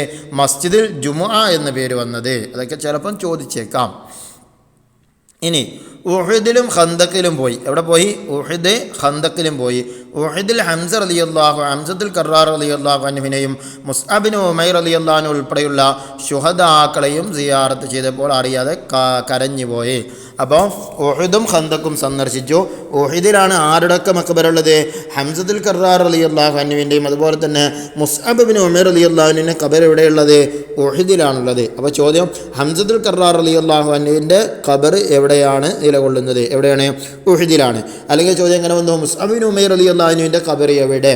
അപ്പോൾ ആൻസർ എന്താ? ഉഹദിലാണുള്ളത്. ഇനി ചോദ്യം മറ്റൊരു രീതിയിൽ വരികയാണ്. ഉഹദിൽ പിന്നെ അന്ത്യവിശ്രമം കൊള്ളുന്ന പ്രധാനപ്പെട്ട മഹാന്മാർ ആരെല്ലാം? സ്വഹാബികൾ ആരെല്ലാം? അപ്പോൾ ഹംസത്തുൽ കറാർ റളിയല്ലാഹു അൻഹു, മുസ്അബ് ബിൻ ഉമൈർ റളിയല്ലാഹു അൻഹു, 2 പേരും പഠിച്ചിരിക്കണം. ഇനി മക്ക യാത്ര ബദ്ർ യുദ്ധം നടന്ന സ്ഥലത്ത് പോയി. അതാണ് അവിടെ പറയുന്നത്. എന്നിട്ട് അവിടെ നിന്ന് പറയുന്ന വിഷയം, ബദ്ർ യുദ്ധവേളയിൽ നബി സല്ലല്ലാഹു അലൈഹി വസല്ലം ടെൻറ്റ് കെട്ടി പ്രാർത്ഥിച്ചിരുന്ന സ്ഥലത്ത് നിർമ്മിക്കപ്പെട്ട മസ്ജിദുൽ അരീഷ് കയറി നിസ്കരിച്ചു. മസ്ജിദുൽ അരീഷ് എവിടെ സ്ഥിതി ചെയ്യുന്നത്? ബദ്ർ വേളയിൽ നബി സല്ലല്ലാഹു അലൈഹി വസല്ലം തങ്ങൾ ടെൻറ്റ് കെട്ടിയിട്ട് പ്രാർത്ഥിച്ചിരുന്നൊരു സ്ഥലമുണ്ട്. ആ സ്ഥലത്താണ് ഏത് സ്ഥിതി ചെയ്യുന്നത്? മസ്ജിദുൽ അരീഷ്. അപ്പം ബദ്രിൽ നബി സല്ലല്ലാഹു അലൈഹി വസല്ലം തങ്ങൾ ടെൻറ്റ് കെട്ടി പ്രാർത്ഥിച്ച സ്ഥലത്താണ് ഏത് സ്ഥിതി ചെയ്യുന്നത്? മസ്ജിദുൽ അരീഷ് സ്ഥിതി ചെയ്യുന്നത്. ചോദ്യം 2 നിലക്കും വരാം. ബദ്രിൽ യുദ്ധവേളയിൽ നബി സല്ലല്ലാഹു അലൈഹി വസല്ലം ടെൻറ്റ് കെട്ടി പ്രാർത്ഥിച്ച സ്ഥലത്ത് സ്ഥിതി ചെയ്യുന്ന പള്ളി ഏത്? ആൻസർ മസ്ജിദുൽ ആരീഷ്. അല്ലെങ്കിൽ വേറൊരു ചോദ്യം, മസ്ജിദുൽ ആരീഷ് എവിടെയാണ് സ്ഥിതി ചെയ്യുന്നത്? അപ്പോൾ ആൻസർ എന്താ? ബദർ യുദ്ധവേളയിൽ നബി സല്ലല്ലാഹു അലൈഹി വസല്ലം ടെൻറ്റ് കെട്ടി പ്രാർത്ഥിച്ച സ്ഥലത്താണ് മസ്ജിദുൽ ആരീഷ് സ്ഥിതി ചെയ്യുന്നത്. ഇനി കോളത്തിലുള്ളത് മല്ലം യസുർനി ഫഖദ് ജഫാനി, എന്നെ സിയാറത്ത് ചെയ്യാത്തവർ എന്നോട് പിണങ്ങിയിരിക്കുന്നു. എന്നെ സിയാറത്ത് ചെയ്യാത്തവർ എന്നോട് പിണങ്ങിയിരിക്കുന്നു. ഇനി 9ാമത്തെ പാഠം അഹല്ലല്ലാഹുൽ ബൈഅ വ ഹറമ റിബ എന്ന് പറയുന്ന പാഠത്തിലെ റിവിഷനാണ് നമുക്ക് നടത്താനുള്ളത്. ഇവിടെ തുടക്കത്തിൽ ഏതൊരു കാര്യത്തിലും പ്രവേശിക്കുമ്പോഴും അത് സംബന്ധമായ വിധിവിലക്കുകൾ അറിയൽ നിർബന്ധമാണ്. അങ്ങനെ ഏതൊരു കാര്യത്തിൽ പ്രവേശിക്കുമ്പോഴും അത് സംബന്ധമായ വിധിവിലക്കുകൾ അറിയൽ നിർബന്ധമാണ്. പിന്നെ കച്ചവടത്തിൻ്റെ 2ാമത്തെ പേജിൽ കച്ചവടത്തിൻ്റെ റുക്കിനുകളും അതൊക്കെ പറയുന്നുണ്ട്. 2ാമത്തെ പേജിൽ ഉസ്താദ് നല്ലതെന്നൊക്കെ പറഞ്ഞിട്ട് അവിടെ എന്ത് ചെയ്യണം, ശ്രദ്ധിക്കണം. കച്ചവടത്തിന് 6 റുക്കിനുകളുണ്ട്. എത്ര റുക്കിനുകളാണ് കച്ചവടത്തിന്? 6 റുക്കിനുകൾ. കച്ചവടത്തിന് 6 റുക്കിനുകളുണ്ട്. ഒന്ന് വിൽക്കുന്നവൻ, വാങ്ങുന്നവൻ, വിൽക്കുന്ന സാധനം, വില, ഈജാബ്, കബൂല് എന്നിവയാണവ. ഒന്നാരാണ് വിൽക്കുന്നവൻ, 2 വാങ്ങുന്നവൻ, 3 വിൽക്കുന്ന സാധനം, 4 വില, 5 ഈജാബ്, 6 കബൂല്. ഇതാണ് ഈ 6 റുക്കിനുകൾ. വിൽക്കുന്നവന്, വാങ്ങുന്നവന്, വിൽക്കുന്ന സാധനം, വില, ഈജാബ്, കബൂല്. ഇങ്ങനെ ആവർത്തിച്ച് പഠിക്കാൻ വേണം കേട്ടോ. അപ്പോൾ നമ്മൾ ഓർമ്മയിൽ അവിടെ നിൽക്കുന്നത്. വിൽക്കുന്നവനും വാങ്ങുന്നവനും മുക്കല്ലഫായിരിക്കണം. മുസാഫ് വാങ്ങുന്നവൻ മുസ്ലിം ആയിരിക്കണം. ഇവ ഷർത്താണ്. അപ്പോൾ വിൽക്കുന്നവനും വാങ്ങുന്നവനും ആരായിരിക്കണം? മുക്കല്ലഫായിരിക്കണം എന്ന് പറഞ്ഞാൽ പ്രായപൂർത്തിയും ബുദ്ധിയുള്ളവനൊക്കെ ആവണം. അതുപോലെ തന്നെ മുസാഫ് വാങ്ങുന്നവൻ ആരായിരിക്കണം? മുസ്ലിം ആയിരിക്കണം. മുസാഫ് വാങ്ങുന്നവൻ ആരായിരിക്കണം? മുസ്ലിം ആയിരിക്കണം. ഇനി വിൽക്കുന്ന വസ്തുവിൻ്റെയും വിലയുടെയും ഷർത്ത് പറയണം. അതായത് വിൽക്കുന്ന വസ്തുവും വിലയും ഉടമസ്ഥതയിലുള്ളതും നജസല്ലാത്തതും ഉപകാരമുള്ളതും ഏൽപ്പിച്ചു കൊടുക്കാൻ കഴിയുന്നതുമായിരിക്കണം. എന്താണ് വിൽപ്പന വസ്തുവിൻ്റെയും വിലയുടെയും നിബന്ധനയാണ് പറയുന്നത്? വിൽക്കുന്ന വസ്തുവും വിലയും ഉടമസ്ഥതയിലുള്ളതും നജസല്ലാത്തതും ഉപകാരമുള്ളതും ഏൽപ്പിച്ചു കൊടുക്കാൻ കഴിയുന്നതുമായിരിക്കണം. അത് ഇതിൽ നിർബന്ധമാണ്. ഈ വിൽപ്പന വസ്തുവാണെങ്കിലും അതുപോലെ തന്നെ വിലയാണെങ്കിലും അതിൽ നിർബന്ധമുള്ള കാര്യമാണ് പറഞ്ഞത്. വിൽക്കുന്ന വസ്തുവും വിലയും ഉടമസ്ഥയിലുള്ളതും നജസല്ലാത്തതും ഉപകാരമുള്ളതും ഏൽപ്പിച്ചു കൊടുക്കാൻ കഴിയുന്നതുമായിരിക്കണം. എന്നിട്ട് അതിനുള്ള ഓരോന്നിൻ്റെ ഉദാഹരണം പറഞ്ഞതാണ്. വിൽക്കുന്ന വസ്തുവും വിലയും ഉടമസ്ഥതയിലുള്ളതാവണം. ഇതനുസരിച്ച് പുഴയിലുള്ള മീൻ വിൽക്കാൻ പറ്റൂല. കാരണം എന്താ? അതിൻ്റെ ഉടമസ്ഥത ഇല്ലല്ലോ, പുഴയിലുള്ളതല്ലേ. അടുത്ത നജസല്ലാത്തതാണ്. അപ്പം നജസ്സായ എണ്ണ എന്ത് ചെയ്യാൻ പറ്റില്ല, വിൽക്കാൻ പറ്റൂല. അടുത്ത ഉപകാരമുള്ളതാകണം എന്ന് പറഞ്ഞു. അപ്പോൾ വിനോദോപകരണങ്ങൾ വിൽക്കാൻ പറ്റൂല. അടുത്തത് പറഞ്ഞത് ഏൽപ്പിച്ചു കൊടുക്കാൻ കഴിയുന്നതാവണം. അപ്പോൾ പറ്റൂല എന്ത്? അന്തരീക്ഷത്തിലെ പറവ, അന്തരീക്ഷത്തിൽ പറന്നുകൊണ്ടിരിക്കുന്ന ഒരു പക്ഷി എന്ത് ചെയ്യുക, വിൽക്കുക, അത് പറ്റൂല. അപ്പോൾ ഏൽപ്പിച്ചു കൊടുക്കാൻ കഴിയില്ലല്ലോ, അതിങ്ങനെ പറന്നു പോവല്ലേ. അപ്പോൾ അതാ പറഞ്ഞത്. അപ്പോൾ വിൽപ്പനയുടെയും വിലയുടെയും അതുപോലെ തന്നെ വിൽക്കുന്ന വസ്തുവിൻ്റെ നിബന്ധനയാണ് വിൽക്കുന്ന വസ്തുവും വിലയും ഉടമസ്ഥയിലുള്ളതും നജസല്ലാത്തതും ഉപകാരമുള്ളതും ഏൽപ്പിച്ചു കൊടുക്കാൻ കഴിയുന്നതുമായിരിക്കണം. ഇനി അടുത്തത് മിഠായി, പച്ചക്കറി, മത്സ്യം പോലെയുള്ള ചെറിയ വസ്തുക്കൾ കുട്ടികൾക്ക് വിൽക്കാം. അതായത് ബുദ്ധിയൊക്കെ വേണമെന്നല്ല, പ്രായപൂർത്തിയും ബുദ്ധിയുള്ള മുക്കല്ലഫായിരിക്കണം എന്ന് പറഞ്ഞാലോ മേലെപ്പോൾ. അപ്പോൾ ഇവിടെ ഒരു ചോദ്യമാണ്, അപ്പോൾ കുട്ടികൾക്ക് സാധനങ്ങൾ വിൽക്കാൻ പറ്റൂലേന്ന്. അപ്പോൾ കുട്ടികൾക്ക് വിൽക്കാൻ പറ്റും എന്ത്? മിഠായി പറ്റും, പച്ചക്കറി, അതുപോലെ തന്നെ മത്സ്യം പോലെയുള്ള ചെറിയ വസ്തുക്കൾ എന്ത് ചെയ്യാം? കുട്ടികൾക്ക് വിൽക്കാം. എന്നാൽ സ്വർണം, ഭൂമി പോലെയുള്ള വിലപിടിപ്പുള്ള വസ്തുക്കൾ വിൽക്കുന്നവനും വാങ്ങുന്നവനും പ്രായപൂർത്തിയും ബുദ്ധിയുമുള്ളവനായിരിക്കണം. അപ്പോൾ കുട്ടികൾക്ക് വിൽക്കാൻ പറ്റും ഏതൊക്കെ? മിഠായി വിൽക്കാൻ പറ്റും, പച്ചക്കറി വിൽക്കാൻ പറ്റും, മത്സ്യം പോലെയുള്ള ചെറിയ ചെറിയ വസ്തുക്കൾ കുട്ടികൾക്ക് വിൽക്കാം. എന്നാൽ സ്വർണം, ഭൂമി, വെള്ളി പോലെയുള്ള വലിയ വിലപിടിപ്പുള്ള സാധനങ്ങൾ അത് വിൽക്കുന്നവൻ ആരായിരിക്കണം? നമുക്ക് പ്രായപൂർത്തിയും വേണം, ബുദ്ധിയും ഉണ്ടായിരിക്കണം. ഓക്കെ. ഇനി എന്താണ് ഈജാബ് കബൂൽ? ഈജാബ് കബൂൽ എന്ന് പറഞ്ഞല്ലോ റുക്കിനിൽ. ഏതാണ് ഈജാബ് കബൂൽ? ഈജാബ് എന്ന് പറഞ്ഞാൽ വിൽക്കുന്നവൻ ഞാൻ ഈ വസ്തു ഇത്ര വിലക്ക് നിനക്ക് വിറ്റു എന്ന് പറയുന്നതിന് ഈജാബ് എന്നും. എന്താ ഈജാബ് പറഞ്ഞാൽ? വിൽക്കുന്നവൻ ഞാൻ ഈ വസ്തു ഇത്ര വിലക്ക് നിനക്ക് വിറ്റു എന്ന് പറയുന്നതിന് ഈജാബ് എന്നും, വാങ്ങുന്നവൻ ഞാൻ സ്വീകരിച്ചു എന്ന് പറയുന്നതിന് കബൂൽ എന്ന് പറയുന്നു. എന്തിനാ കബൂൽ എന്ന് പറയുക? ഞാൻ സ്വീകരിച്ചു എന്ന് പറയുന്നതിന് കബൂൽ എന്ന് പറയും. എന്താ ഈജാബ് പറഞ്ഞാൽ? വിൽക്കുന്നവൻ പറയുന്നതാണ് ഞാൻ ഈ വസ്തു ഇത്ര വിലക്ക് നിനക്ക് വിറ്റു എന്ന് പറയുന്നതിന് ഈജാബ് എന്നും, വാങ്ങുന്നവൻ ഞാൻ സ്വീകരിച്ചു എന്ന് പറയുന്നതിന് കബൂൽ എന്നും പറയും. അപ്പോൾ ഈജാബും കബൂലും നിർബന്ധമെന്ന് പറഞ്ഞല്ലോ. അപ്പോൾ എല്ലാ കച്ചവടത്തിലും ഈജാബും കബൂലും പറ്റുമോ, അങ്ങനെ നടക്കുമോ എന്നുള്ളതാണ് ചോദ്യം. പിന്നെ അപ്പോൾ ഉസ്താദ് പറഞ്ഞു കൊടുക്കുകയാണ്, പലചരക്ക് കടയിൽ നിന്നും മറ്റും വാങ്ങുന്ന ചില്ലറ സാധനങ്ങൾക്ക് കൈമാറ്റം മതിയാകും. അപ്പോൾ ചില്ലറ സാധനങ്ങളാണ് വാങ്ങുന്നതെങ്കിൽ അവിടെ എന്ത് മതി? കൈമാറ്റം മതി. ചില്ലറ സാധനങ്ങൾ വാങ്ങുമ്പോൾ എന്ത് മതി? ഈജാബും കബൂലും വേണ്ട, കൈമാറ്റം മതി. എന്നാൽ മൊത്ത വിൽപ്പന എന്ന് പറഞ്ഞാൽ കടം ആ കച്ചവടം പീടികയിലുള്ള മൊത്തം സാധനങ്ങൾ അങ്ങോട്ട് വിൽക്കുകയാണ്, അതല്ലെങ്കിൽ ഭൂമി, സ്വർണം, ബിൽഡിങ് പോലെയുള്ളവയുടെ കൊടുക്കൽ വാങ്ങൽ എന്നിവയ്ക്ക് ഈജാബും കബൂലും നിർബന്ധമാണ്. അപ്പോൾ മൊത്ത വിൽപ്പന, ഭൂമി, സ്വർണം, ബിൽഡിങ് പോലെയുള്ളവയുടെ കൊടുക്കൽ വാങ്ങൽ എന്നിവയിൽ എന്ത് വേണം? ഈജാബും കബൂലും വേണം. ചുരുക്കി പറഞ്ഞാൽ ചെറിയ കച്ചവടങ്ങളിൽ, അതായത് ചില്ലറ സാധനങ്ങൾ വാങ്ങുന്നതിൽ എന്ത് നിർബന്ധമില്ല? ഈജാബും കബൂലും നിർബന്ധമില്ല. എന്നാൽ മൊത്ത വിൽപ്പന, അല്ലെങ്കിൽ ഭൂമി, അല്ലെങ്കിൽ സ്വർണം, ബിൽഡിങ് ഇതൊക്കെ വിൽക്കുകയാണെങ്കിൽ ഈജാബും കബൂലും അവിടെ എന്താണ്? നിർബന്ധമാണ്. ഇനി അടുത്തത് ഒന്നാമതായി ഇനി ഇവിടെ നമ്മൾ പറയാൻ പോകുന്നത് 10 ലക്ഷം രൂപ കടം വാങ്ങി, കടത്തിനെ കുറിച്ചാണ് ഇവിടെ പറയാൻ പോകുന്നത്. കടത്തിൻ്റെ അവിടെ കുറച്ച് നിബന്ധനകളുണ്ടെന്ന് പറഞ്ഞാൽ എന്താ? ഈ വിഷയത്തിലും മതവിധിയുണ്ട്. ഒന്നാമതായി ഇടപാട് നടത്തിയത് എഴുതി രണ്ടുപേരും ഒപ്പുവെക്കണം. എന്താ? ഒന്നാമതായിട്ട് ഇടപാട് നടത്തിയത് രണ്ടുപേരും എഴുതി ഒപ്പുവെക്കണം. 2 സാക്ഷികൾ ഉണ്ടാകണം. കടം വാങ്ങിയ സംഖ്യ നിശ്ചിത തീയതിക്ക് തിരിച്ചു നൽകണം. അപ്പോൾ കടം വാങ്ങുന്നതിൻ്റെ മതവിധിയിൽപ്പെട്ട നിബന്ധനകൾ എന്തൊക്കെയാണ്? ഒന്നാമതായി ഇടപാട് നടത്തിയത് എന്ത് ചെയ്യണം? നടത്തിയത് എഴുതി രണ്ടുപേരും ഒപ്പുവെക്കണം. വാങ്ങിയവനും കൊടുക്കുന്നവനും എന്ത് ചെയ്യണം? ഒപ്പുവെക്കണം. രണ്ടാമത്തെ പറഞ്ഞ 2 സാക്ഷികൾ വേണം. പൈസ കൊടുക്കുന്നതിന് എന്ത് വേണം? 2 സാക്ഷികൾ വേണം. അടുത്ത കടം വാങ്ങിയ സംഖ്യ നിശ്ചിത തീയതിക്ക് തിരിച്ചു നൽകണം. കടം വാങ്ങിയ പൈസ ഉണ്ടല്ലോ, അത് നിശ്ചിത സമയത്തിനുള്ളിൽ തിരിച്ചു നൽകണം. ഇനി കടത്തിന് നിശ്ചിത വിഹിതം നൽകാമെന്ന വ്യവസ്ഥ ചെയ്ത് കടം വാങ്ങിയാൽ പലിശയാകും. എപ്പോഴാണ് കടം വാങ്ങൽ പലിശയാവുക? കടത്തിന് നിശ്ചിത വിഹിതം നൽകാമെന്ന് വ്യവസ്ഥ ചെയ്തുകൊണ്ട് കടം വാങ്ങിയാൽ പലിശയാകും. 100 റുപ്യ കടം വാങ്ങിയിട്ട് 110 റുപ്യ തിരിച്ചു തരും എന്ന രൂപത്തിൽ, അല്ലെങ്കിൽ അവൻ പറഞ്ഞു 110 രൂപയ്ക്ക് തിരിച്ചു തരണം എന്ന് പറഞ്ഞു, അങ്ങനെ നിബന്ധനയാക്കിയാൽ, അങ്ങനെ വ്യവസ്ഥ ചെയ്താൽ അത് പലിശയാകും. അപ്പോൾ കടത്തിന് നിശ്ചിത വിഹിതം നൽകാമെന്ന വ്യവസ്ഥ ചെയ്ത കടം വാങ്ങിയാൽ പലിശയാകും. എന്നാൽ കടം തിരിച്ചു നൽകുമ്പോൾ എന്തെങ്കിലും അധികം നൽകൽ സുന്നത്താണ്. അപ്പോൾ കടം തിരിച്ചു നൽകുമ്പോൾ അധികം നൽകുന്നതിൻ്റെ വിധി എന്ത്? ആൻസർ സുന്നത്ത്. അവൻ ചോദിച്ചിട്ടൊന്നുമില്ല, ഇവൻ്റെ ഇഷ്ടപ്രകാരം ഇവൻ എന്ത് ചെയ്യാണ്? അധികമായിട്ട് നൽകുകയാണ്. അതാണ് പറഞ്ഞത്, കടം തിരിച്ചു നൽകുമ്പോൾ എന്തെങ്കിലും അധികം നൽകൽ സുന്നത്താണ്. ഇനി ഷെയർ ബിസിനസ്സിനെ പറ്റിയാണ് പറയുന്നത്. ഷെയർ ബിസിനസ് ഇസ്ലാമിന് അനുവദനീയമാണ്. പാർട്ണർമാരുടെ പണം ഒന്നായിട്ടാണ് പരിഗണിക്കുക. 2 പേരുടെ, ഒരാൾ 5 ലക്ഷം എടുത്താലും ഒരാൾ 10 ലക്ഷം എടുത്താലും ഒന്നായിട്ടാണ് കച്ചവടത്തിൽ അത് പരിഗണിക്കുക.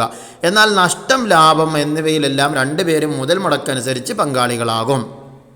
നഷ്ടം, ലാഭം എന്നിവയിൽ മുതൽ മുടക്കനുസരിച്ചാണ് ഷെയർ ബിസിനസ്സിൽ എന്താവുക? പങ്കാവുക 2 പേരും. മൊത്തം പണം ഒന്നായി പരിഗണിച്ചാണ് സക്കാത്ത് കൊടുക്കേണ്ടത്.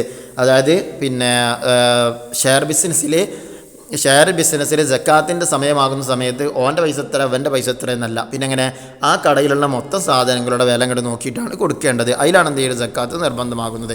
അപ്പോൾ മൊത്തം പണം ഒന്നായി പരിഗണിച്ചാണ് സക്കാത്ത് നൽകേണ്ടത്. എന്നാൽ ലാഭം നഷ്ടം പരിഗണിക്കുന്നതിൽ എന്ത് പരിഗണിച്ചാണ്? അവരുടെ മുതൽ മുടക്കനുസരിച്ചാണ് പരിഗണിക്കേണ്ടത്. ഇനി അടുത്തത് പലിശനെ പറ്റിയാണ് അടുത്ത വിഷയം വരുന്നത്. പലിശ വൻ കുറ്റങ്ങളിൽപ്പെട്ടതാണ്. പലിശ വാങ്ങുന്നവരെയും കൊടുക്കുന്നവരെയും അതിന് സഹായിക്കുന്നവരെയും അതിൻ്റെ എഴുത്തുകാരെയും നബി സല്ലല്ലാഹു അലൈഹി വസല്ലം ശപിച്ചിട്ടുണ്ട്. അപ്പോൾ വൻകുറ്റങ്ങളിൽ പറ്റിയ ഒരു ദോഷമാണേത്? പലിശ എന്ന് പറയുന്നത്. ആരൊക്കെ നബി സല്ലല്ലാഹു അലൈഹി വസല്ലം പലിശ ഇടപാടുമായി ബന്ധപ്പെട്ട് ആരൊക്കെ നബി സല്ലല്ലാഹു അലൈഹി വസല്ലം ശപിച്ചിട്ടുണ്ട്? പലിശ വാങ്ങുന്നവരെ, കൊടുക്കുന്നവരെ, അതിന് സഹായിക്കുന്നവരെ, അതിൻ്റെ എഴുത്തുകാരെ. പലിശ വാങ്ങുന്നവനെ, കൊടുക്കുന്നവരെ, അതിന് സഹായിക്കുന്നവരെ, എഴുത്തുകാരെ. ഇവരൊക്കെ ആര് ശപിച്ചിട്ടുണ്ട്? നബി സല്ലല്ലാഹു അലൈഹി വസല്ലം ശപിച്ചിട്ടുണ്ട്. പലിശയുമായി ഇടപെട്ടാൽ എന്തുണ്ടാവില്ല? ആ മേഖലയിൽ ബറക്കത്ത് ഉണ്ടാവില്ല. ഇനി അടുത്തത് പറയാൻ പോകുന്നത് എന്താ? വാടകയ്ക്ക് എടുക്കുന്നതിനെ പറ്റിയാണ്. വാടകയ്ക്ക് എടുക്കുന്നതിന് ചില നിബന്ധനകളുണ്ട്. ബിൽഡിങ്, വാഹനം, കൃഷി, ഭൂമി ഇതൊക്കെ എന്ത് ചെയ്യുക? വാടകയ്ക്ക് എടുക്കാൻ പറ്റും. എന്താണ് നിബന്ധനകൾ? ഇടപാട് നടത്തുന്നവർ പ്രായപൂർത്തിയും ബുദ്ധിയും ഉള്ളവരാവുക. ഒന്നാമത്തെ പറഞ്ഞാൽ എന്താ? ഇടപാട് നടത്തുന്നവർ പ്രായപൂർത്തിയും ബുദ്ധിയും ഉള്ളവരാവുക. 2, വാടക നിർണിതമാവുക. വാടക എന്ത് ചെയ്തോളണം? പറഞ്ഞോളണം. വാടക നിർണിതമായിരിക്കണം. അടുത്ത ഉപയോഗം ഹലാലായിരിക്കണം. ഈജാബും കബൂലും ഉണ്ടായിരിക്കണം എന്നിവ നിബന്ധനയാണ്. അപ്പോൾ വാടകയ്ക്ക് കൊടുക്കുന്നതിൻ്റെ നിബന്ധനകൾ എന്തൊക്കെയെന്ന് ചോദിച്ചാൽ ഇതാണുള്ളത്. ഇടപാട് നടത്തുന്നവർ പ്രായപൂർത്തിയും ബുദ്ധിയും ഉള്ളവരാവുക, പിന്നെ വാടക നിർണിതമായിരിക്കുക, ഉപയോഗം ഹലാലായിരിക്കുക, ഈജാബും കബൂലും ഉണ്ടായിരിക്കുക. ഇതാണേത് വാടകയുടെ നിബന്ധനകൾ. ഇനി വഖഫിനെ കുറിച്ചാണ് നമ്മൾ പറയാൻ പോകുന്നത്. എന്താണ് വഖഫ്? നിലനിൽക്കുന്ന വസ്തു ഹലാലായ മാർഗത്തിൽ ഉപകാരം ലഭിക്കാൻ വേണ്ടി മാറ്റിവെക്കലാണ് വഖഫ്. എന്താണ് വഖഫ്? നിലനിൽക്കുന്ന വസ്തു ഹലാലായ മാർഗത്തിൽ ഉപകാരം ലഭിക്കാൻ വേണ്ടി മാറ്റിവെക്കലാണ് വഖഫ്. റെഡിയല്ലേ? വഖഫ് എന്നാൽ എന്ത്? നിലനിൽക്കുന്ന വസ്തു ഹലാലായ മാർഗത്തിൽ ഉപകാരം ലഭിക്കാൻ വേണ്ടി മാറ്റിവെക്കലാണ് വഖഫ്. വഖഫ് ചെയ്യുന്നതിലൂടെ അതിൻ്റെ ഉടമസ്ഥാവകാശം വാഖിഫിന് നഷ്ടപ്പെടും. ആരാണോ വഖഫ് ചെയ്തത് അവൻക്ക് വഖഫ് ചെയ്യുന്നതോടുകൂടെ അവൻ്റെ അവകാശത്തിൽ നിന്ന് അത് പോയി. ഇനി അവൻക്ക് എന്തില്ല? അതിൽ ഉടമസ്ഥാവകാശമില്ല. വഖഫ് സ്വത്തിൽ വിൽക്കാനോ വാങ്ങാനോ പാടില്ല. വഖഫ് സ്വത്തിൽ വിൽക്കാനും പാടില്ല, വാങ്ങാനും പാടില്ല. വഖഫ് സ്വത്ത് വിൽക്കാനോ വാങ്ങാനോ പാടില്ല. വഖഫ് ഏറ്റവും പുണ്യമായ കാര്യമാണ്. സ്വതക്കത്തുൻ ജാരിയ എന്നാണ് ഹദീസിൽ ഇതിനെക്കുറിച്ച് പറഞ്ഞിട്ടുള്ളത്. അപ്പോൾ സ്വതക്കത്തുൻ ജാരിയ എന്ന് പറയുന്ന ഒരു കർമ്മം ഏതാണെന്ന് ചോദിച്ചാൽ നമ്മൾ ഏതെയ്തും ഒരു വിഷയം ഏതാണെന്ന് ചോദിച്ചാൽ സ്വതക്കത്തുൻ ജാരിയ ഏതാണത്? വഖഫ് ചെയ്യുക എന്നുള്ളതാണ്. ഏതാണ്? വഖഫ് ചെയ്യുക. അപ്പോൾ വഖഫ് ചെയ്യൽ ഏറ്റവും പുണ്യമായ കാര്യമാണ്. സ്വതക്കത്തുൻ ജാരിയ എന്നാണ് ഹദീസിൽ അതിനെക്കുറിച്ച് പറഞ്ഞിട്ടുള്ളത്. അപ്പോൾ സ്വതക്കത്ത് വഖഫ് ചെയ്യുന്നതിനെക്കുറിച്ച് ഹദീസിൽ എന്താ പറഞ്ഞതെന്ന് ചോദിച്ചാൽ മറുപടി എന്താ? സ്വതക്കത്തുൻ ജാരിയ എന്നാണ് ഹദീസിൽ അതിനെക്കുറിച്ച് പറഞ്ഞിട്ടുള്ളത്. ഇനി അടുത്തത് നേർച്ചയെക്കുറിച്ചാണ് പറയുന്നത്. എന്താണ് നേർച്ച? സുന്നത്തോ ഫർദ് കിഫയോ ആയ ഏതെങ്കിലും ഒരു കാര്യം സ്വയം ബാധ്യതയായി ഏറ്റെടുക്കലാണ് നേർച്ച. സുന്നത്തോ ഫർദ് കിഫയോ ആയ, ഫർദല്ല കേട്ടോ, ഫർദ് ഐനല്ല, ഫർദ് കിഫയോ ആയ, സുന്നത്തോ ഫർദ് കിഫായയോ ആയ ഏതെങ്കിലും ഒരു കാര്യം സ്വയം ബാധ്യതയായി ഏറ്റെടുക്കലാണ് നേർച്ച. എന്താണ് നേർച്ച എന്ന് പറഞ്ഞാൽ റെഡിയല്ലേ? സുന്നത്തോ ഫർദ് കിഫായയോ ആയ ഏതെങ്കിലും ഒരു കാര്യം സ്വയം ബാധ്യതയായി ഏറ്റെടുക്കലാണ് നേർച്ച. ഉദാഹരണമായി 1000 രൂപ സംഭാവന ചെയ്യൽ സുന്നത്താണ്. 1000 രൂപ സംഭാവന ചെയ്യൽ സുന്നത്താണ്. ഞാൻ അത് നേർച്ചയാക്കി എന്ന് പറയുന്നതിലൂടെ അത് നിർബന്ധമായി. 1000 രൂപ സംഭാവന ചെയ്യൽ എന്താണ്? സുന്നത്താണ്. എന്നാൽ ഞാനത് നേർച്ചയാക്കി എന്ന് പറഞ്ഞു കഴിഞ്ഞാൽ അവൻ്റെ മേലിൽ എന്തായി? നിർബന്ധമായി. അതാണ് നേർച്ച എന്ന് പറയുന്നത്. സുന്നത്തോ ഫർദോ ആയ ഏതെങ്കിലും ഒരു കാര്യം സ്വയം ബാധ്യതയായി ഏറ്റെടുക്കലാണ് നേർച്ച. ഇനി അത്താജിറു സ്വാദിഖുൽ അമീനു മഅന്നബിയ്യീൻ. അത്താജിറു സ്വാദിഖുൽ അമീനു മഅന്നബിയ്യീൻ. സത്യസന്ധനും വിശ്വസ്തനുമായ കച്ചവടക്കാരൻ നബിമാരോടൊപ്പമാണ്. ഇതിൻ്റെ അറബിയും അർത്ഥവും ചെയ്യുക, കാണാതെ പഠിക്കണം. ഇനി 10ാമത്തെ പാഠം അൻകിഹുൽ അയാമ മിൻകും. നിക്കാഹിനെ കുറിച്ച് പറയുന്ന പാഠം. ഇവിടെ നിക്കാഹിൻ്റെ ഈജാബ് കബൂല് ഇവിടെ പറയുന്നുണ്ട്. നിക്കാഹിന് ഈജാബ് എന്താണ്? ഉസവ്വിജുക അലാമ അമറല്ലാഹു ബിഹി മിൻ ഇംസാകിൻ ബിമഅറൂഫിൻ ഔ തസ്രീം ബിഇഹ്സാൻ സവ്വജതുക വഅൻകഹ്തുക ബിൻതി സാജിദ ബിഹാദൽ ഖിലാദി മിനദ് ദഹബി മഹറൻ. എന്നെന്ത് ചെയ്യണം? അതാണ് ഈജാബ് എന്ന് പറയുന്നത്. അറബി കാണാതെ പഠിക്കുക, അല്ലെങ്കിൽ അതിൻ്റെ മലയാളം തൊട്ടടുത്ത പേജിൽ വരുന്നുണ്ട് മാതൃഭാഷയിലുള്ളത്, അത് പഠിക്കുക. രണ്ടാലും എന്ത് ചെയ്യാം? പഠിച്ചിരിക്കണം. ഈജാബ് നിക്കാഹിൽ ഈജാബ് എന്താണെന്ന് ചോദിച്ചാൽ ഇത് എഴുതാൻ കഴിയണം. അതുപോലെ കബൂൽ എന്താണെന്ന് ചോദിച്ചാൽ അത് കബിൽത്തു നിക്കാഹ വ തസ്വീജഹ ബിഹാദൽ മഹരിൽ മദ്കൂരി. കബൂലിൻ്റെ ലഫ്ള് എഴുതാൻ പറഞ്ഞാൽ, അല്ലെങ്കിൽ ഈജാബിൻ്റെ വധ എഴുതാൻ പറഞ്ഞാൽ രണ്ട് എഴുതണമെന്നുണ്ടെങ്കിൽ ഒന്നുകിൽ ഇത് രണ്ടും കാണാതെ പഠിക്കണം, അല്ലെങ്കിൽ മാതൃഭാഷയിലുള്ളത് കാണാതെ പഠിക്കണം. പിന്നെ അവിടെ ദുആ ചെയ്തത് എന്താ? ബാറക്കല്ലാഹു ലക്കുമാ വ ബാറക അലൈക്കുമാ വ ജമാ ബൈനക്കുമാ ഫി ഖൈർ. ഇത് പൂരിപ്പിക്കാൻ വന്നേക്കാം, അതുകൊണ്ട് കാണാതെ പഠിക്കണം. ഇനി വിവാഹം മുത്ത് നബി സല്ലല്ലാഹു അലൈഹി വസല്ലമയുടെ സുന്നത്താണ്. ആരുടെ സുന്നത്താണ് വിവാഹം? നബി സല്ലല്ലാഹു അലൈഹി വസല്ലമയുടെ സുന്നത്താണ് വിവാഹം. പ്രവാചകന്മാരിൽ ഭൂരിഭാഗം ആളുകൾ എന്ത് ചെയ്തിട്ടുണ്ട്? വിവാഹം ചെയ്തിട്ടുണ്ട്. ഇനി നിക്കാഹിൻ്റെ റുക്കിനുകൾ പറയാനും വരൻ, വധു, രക്ഷിതാവ്, 2 സാക്ഷികൾ, ഈജാബ്, കബൂല് എന്നിവയാണ് നിക്കാഹിൻ്റെ റുക്കിനുകൾ. ഏതെല്ലാമാണ് നിക്കാഹിൻ്റെ റുക്കിനുകൾ? വരൻ, വധു, വരൻ എന്ന് പറഞ്ഞാൽ പുതിയാപ്പിള, വധു പറഞ്ഞാൽ പുതിയന്നെ, രക്ഷിതാവ് എന്ന് പറഞ്ഞാൽ പെണ്ണിൻ്റെ വാപ്പ, 2 സാക്ഷികൾ, ഈജാബ്, കബൂല് എന്നിവയാണ് നിക്കാഹിൻ്റെ റുക്കിനുകൾ. നിക്കാഹിൻ്റെ റുക്കിനുകൾ എഴുതുക എന്ന് പറഞ്ഞാൽ വരന്, വധു, രക്ഷിതാവ്, 2 സാക്ഷികൾ, ഈജാബ്, കബൂല് എന്നിവയാണ്. ഇവിടെ എന്താ പറയുന്നത്? ഈജാബും കബൂലും മാതൃഭാഷയിൽ നിർവഹിക്കാം. നേരത്തെ പറഞ്ഞതിന് നേരെ മാതൃഭാഷ പറയുകയാണ്.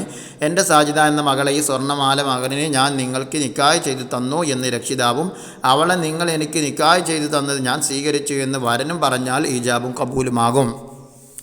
അപ്പോൾ നിക്കാഹിൻ്റെ ലഫ്ള്, ഈജാബിൻ്റെ ലഫ്ള് എഴുതാൻ പറഞ്ഞാൽ, ഈജാബിൻ്റെ പഴുത് എഴുതാൻ പറഞ്ഞാൽ ഒന്നുകിൽ അറബി എഴുതണം, അല്ലെങ്കിൽ മലയാളത്തിലുള്ളത് എഴുതണം, മാതൃഭാഷയിലുള്ളത്. അല്ലെങ്കിൽ കബൂലിൻ്റെ പദം എഴുതാൻ പറഞ്ഞു, അപ്പോൾ അതിന് സീഗ എഴുതാൻ പറഞ്ഞാൽ ഒന്നുകിൽ അറബി എഴുതണം, അല്ലെങ്കിൽ ഇവിടെ പറഞ്ഞ് പിന്നെ അത് എഴുതണം. നിങ്ങൾ എനിക്ക് നിക്കാഹ് ചെയ്തു തന്നത് ഞാൻ സ്വീകരിച്ചു എന്നതാണ് ഇത് കബൂൽ എന്ന് പറയുന്നത്. ഇനി അടുത്തത് വധു പിന്നെ നിക്കാഹിൻ്റെ ഷർത്തുകൾ പറയട്ടെ. നിക്കാഹിൻ്റെ ഷർത്തുകൾ എന്തൊക്കെയാണ്?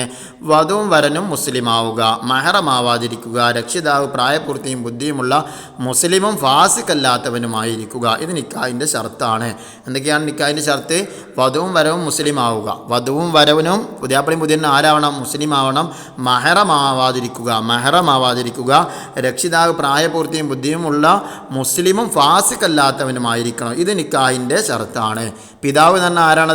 രക്ഷിതാവ് എന്ന് പറഞ്ഞാൽ പിതാവ്, ഉപ്പയുടെ ഉപ്പ, ഏറ്റവും അടുത്ത ബന്ധു എന്നിവരാണ് രക്ഷിതാവ്. ആരാണ് രക്ഷിതാവ് എന്ന് വെച്ചാൽ പിതാവ്, അല്ലെങ്കിൽ ഉപ്പയുടെ ഉപ്പ, അല്ലെങ്കിൽ ഏറ്റവും കുടുംബത്തിലെ അടുത്ത ബന്ധുക്കൾ. ഇനി നിക്കാഹിൻ്റെ സുന്നത്തുകളാണ് പറയുന്നത്. പരസ്പരം കണ്ട് ഇഷ്ടപ്പെടുക, ദീനും സൽസ്വഭാവമുള്ള ഇണയെ തിരഞ്ഞെടുക്കുക, മസ്ജിദിൽ വെച്ച് വെള്ളിയാഴ്ച രാവിലെ നിക്കാഹ് നടത്തുക, ഖുതുബ, ദുആ എന്നിവ നിർവഹിക്കുക, സ്വാലിഹ്യങ്ങളുടെ സാന്നിധ്യത്തിലാവുക, വലീമത്ത് നൽകുക തുടങ്ങിയവ വിവാഹത്തിൻ്റെ പ്രധാന സുന്നത്തുകളാണ്. അപ്പോൾ ഏതൊക്കെയാണ് പ്രധാന സുന്നത്തുകൾ? പരസ്പരം കണ്ട് ഇഷ്ടപ്പെടുക, ദീനും സൽസ്വഭാവമുള്ള ഇണയെ തിരഞ്ഞെടുക്കുക. അവിടെ ചോദ്യം ഇങ്ങനെയും വന്നേക്കാം, എങ്ങനെയുള്ള ഇണയെയാണ് തിരഞ്ഞെടുക്കേണ്ടത്? അപ്പോൾ എങ്ങനെ എഴുതും? ദീനും സൽസ്വഭാവമുള്ള ഇണയെ തിരഞ്ഞെടുക്കണം. അടുത്ത പള്ളിയിൽ വെച്ച് വെള്ളിയാഴ്ച രാവിലെ നിക്കാഹ് നടത്തുക. എവിടെ വെച്ചുകൊണ്ട് നിക്കാഹ് നടത്തലാണ് സുന്നത്ത്? ആൻസർ പള്ളിയിൽ വെച്ച്. ഏത് ദിവസമാണ് സുന്നത്ത്? വെള്ളിയാഴ്ച സുന്നത്ത്. വെള്ളിയാഴ്ച എപ്പോൾ നടത്തലാണ് സുന്നത്ത്? രാവിലെ നടത്തലാണ് സുന്നത്ത്. ഇതൊക്കെ അതിൽ നിന്ന് വ്യത്യസ്തമായ ചോദ്യങ്ങൾ വന്നേക്കാം. നിക്കാഹ് നടത്തൽ എവിടെ വെച്ചാണ് സുന്നത്ത്? പള്ളിയിൽ. ഏതാ ദിവസം? വെള്ളിയാഴ്ച. അത് തന്നെ ഇപ്പോൾ രാവിലെ. പിന്നെ പറഞ്ഞാൽ എന്താ? ഖുതുബ, ദുആ എന്നിവ നിർവഹിക്കുക, സ്വാലിഹ്യങ്ങളുടെ സാന്നിധ്യത്തിലാവുക. ആരുടെ സാന്നിധ്യത്തിലാണ് നിക്കാഹ് നടത്തേണ്ടത്? സ്വാലിഹ്യങ്ങളുടെ സാന്നിധ്യത്തിൽ. അതുപോലെ തന്നെ വലീമത്ത് നൽകുക തുടങ്ങിയവ വിവാഹത്തിൻ്റെ സുന്നത്തുകളാണ്. അപ്പോൾ ഈ സുന്നത്തുകളും നിക്കാഹിൻ്റെ ഷർത്തുകളും ഒക്കെ കൃത്യമായിട്ട് പഠിച്ചിരിക്കണം. ഇനി നമ്മുടെ സാംസ്കാരിക മൂല്യങ്ങൾ പാലിച്ച് കല്യാണം നടത്തണം. ധൂർത്ത് പാടില്ല. ധൂർത്ത് ഇസ്ലാം നിരോധിച്ച കാര്യമാണ്. പൊങ്ങച്ചത്തിന് വേണ്ടി പണം ചെലവഴിക്കുന്നത് ധൂർത്താണ്. പൊങ്ങച്ചത്തിന് വേണ്ടി പണം ചെലവഴിക്കുന്നതാണ് ധൂർത്താണ്. നാലാൾ കാണാൻ വേണ്ടി ചെലവഴിക്കൽ എന്താണ്? ധൂർത്താണ്. പറഞ്ഞ് പൊങ്ങച്ചത്തിന് വേണ്ടി ചെലവഴിക്കുന്നത് ധൂർത്താണ്. ഡാൻസ്, മദ്യം വിളമ്പൽ തുടങ്ങിയ ഹറാമായ കാര്യങ്ങൾക്ക് പണം ചെലവഴിക്കൽ ഹറാമാണ്. ഇങ്ങനെ ഡാൻസ്, മദ്യം വിളമ്പൽ തുടങ്ങിയ ഹറാമായ കാര്യങ്ങൾക്ക് പണം ചെലവഴിക്കൽ എന്താണ്? ഹറാമാണ്. ഓരോരുത്തരുടെയും സാമ്പത്തിക പരിധിക്ക് മുകളിൽ ചെലവഴിക്കുന്നതും ധൂർത്താണ്. ധൂർത്ത് തന്നെ. ഓരോരുത്തരുടെയും സാമ്പത്തിക പരിധിക്ക് മുകളിൽ ചെലവഴിക്കുന്നതും ധൂർത്ത് തന്നെ. പാഠങ്ങളിൽ നിന്നൊക്കെ പൂരിപ്പിക്കാൻ വരുന്ന ഭാഗങ്ങളൊക്കെ ശ്രദ്ധിക്കണം. ചിലപ്പോൾ അങ്ങനെയൊക്കെ വന്നേക്കാം. അതുകൊണ്ടാണ് ഒരുപാട് കാര്യങ്ങൾ ഇങ്ങനെ വായിച്ചു പോകുന്നത്. ഇനി ഇവിടെ പറയാൻ പോകുന്നത് കുടുംബത്തിൻ്റെ നാഥൻ പുരുഷനാണ്. കുടുംബത്തിൻ്റെ നാഥൻ ആരാണ്? പുരുഷനാണ്. കുടുംബത്തിൻ്റെ നാഥൻ പുരുഷൻ. തൻ്റെ സാമ്പത്തിക നിലക്കനുസരിച്ച് വധുവിന് ഭക്ഷണം, വസ്ത്രം, താമസ സൗകര്യം എന്നിവ നൽകൽ പുരുഷൻ്റെ ബാധ്യതയാണ്. അപ്പോൾ പുരുഷൻ്റെ ബാധ്യതയാണ്. വധുവിന് പുരുഷൻ ചെയ്തു കൊടുക്കേണ്ട ബാധ്യതയാണ് ഏതൊക്കെ? തൻ്റെ സാമ്പത്തിക പരിധിക്കനുസരിച്ചുള്ള ഭക്ഷണം, വസ്ത്രം, താമസ സൗകര്യം. 3 കാര്യങ്ങൾ. ഭക്ഷണം, വസ്ത്രം, താമസ സൗകര്യം എന്നിവ എന്ത് ചെയ്തോളണം? പുരുഷൻ സ്ത്രീക്ക് ചെയ്തു കൊടുത്തോളണം. അത് അവൻ്റെ ബാധ്യതയാണ്. ഇനി ഭർത്താവിനനുസരിക്കൽ ഭാര്യയ്ക്ക് നിർബന്ധമാണ്. ഭർത്താവിനനുസരിക്കൽ ഭാര്യയ്ക്ക് നിർബന്ധമാണ്. അപ്പോൾ ഭർത്താവിനെ അനുസരിക്കുന്നതിൻ്റെ വിധി എന്താണെന്ന് വെച്ചാൽ ഭാര്യയ്ക്ക് നിർബന്ധമാണ്. ഇനി പരസ്പരം സ്നേഹത്തോടെ സഹകരിച്ചും പരസ്പരം വിട്ടുവീഴ്ച ചെയ്തും ജീവിക്കാൻ ഭാര്യ ഭർത്താക്കന്മാർ ബാധ്യസ്ഥരാണ്. എങ്ങനെയാണ് അവർ ജീവിക്കേണ്ടത്? ഇസ്ലാം കൽപ്പിച്ച കടമകൾ പരസ്പരം പാലിച്ച് ജീവിക്കണം. ഇസ്ലാം കൽപ്പിച്ച കടമകൾ പരസ്പരം പാലിച്ചു കൊണ്ടായിരിക്കണം ഭാര്യ ഭർത്താക്കന്മാർ ജീവിക്കേണ്ടത്. അപ്പോൾ ഭാര്യ ഭർത്താക്കന്മാർ എങ്ങനെയാണ് ജീവിക്കേണ്ടത്? ഇസ്ലാം കൽപ്പിച്ച കടമകൾ പരസ്പരം പാലിച്ച് ജീവിക്കണം. പിന്നെ വിഷമമുണ്ടാക്കുന്ന കാര്യങ്ങൾ രണ്ടുപേരും ചെയ്യരുത്. സംതൃപ്തിയോടെ, മുഖപ്രസന്നതയോടെ സഹവസിക്കണം.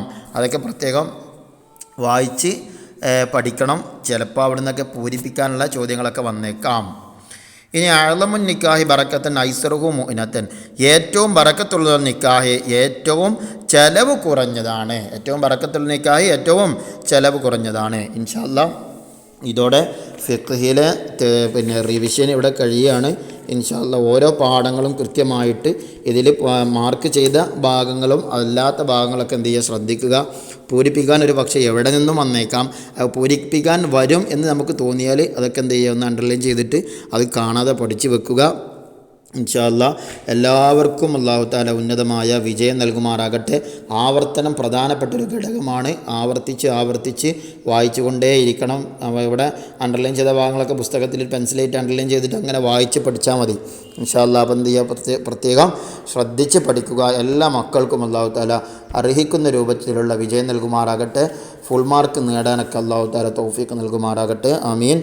അസ്സലാമു അലൈക്കും വറഹ്മത്തുള്ളാഹി വബറകാതുഹു.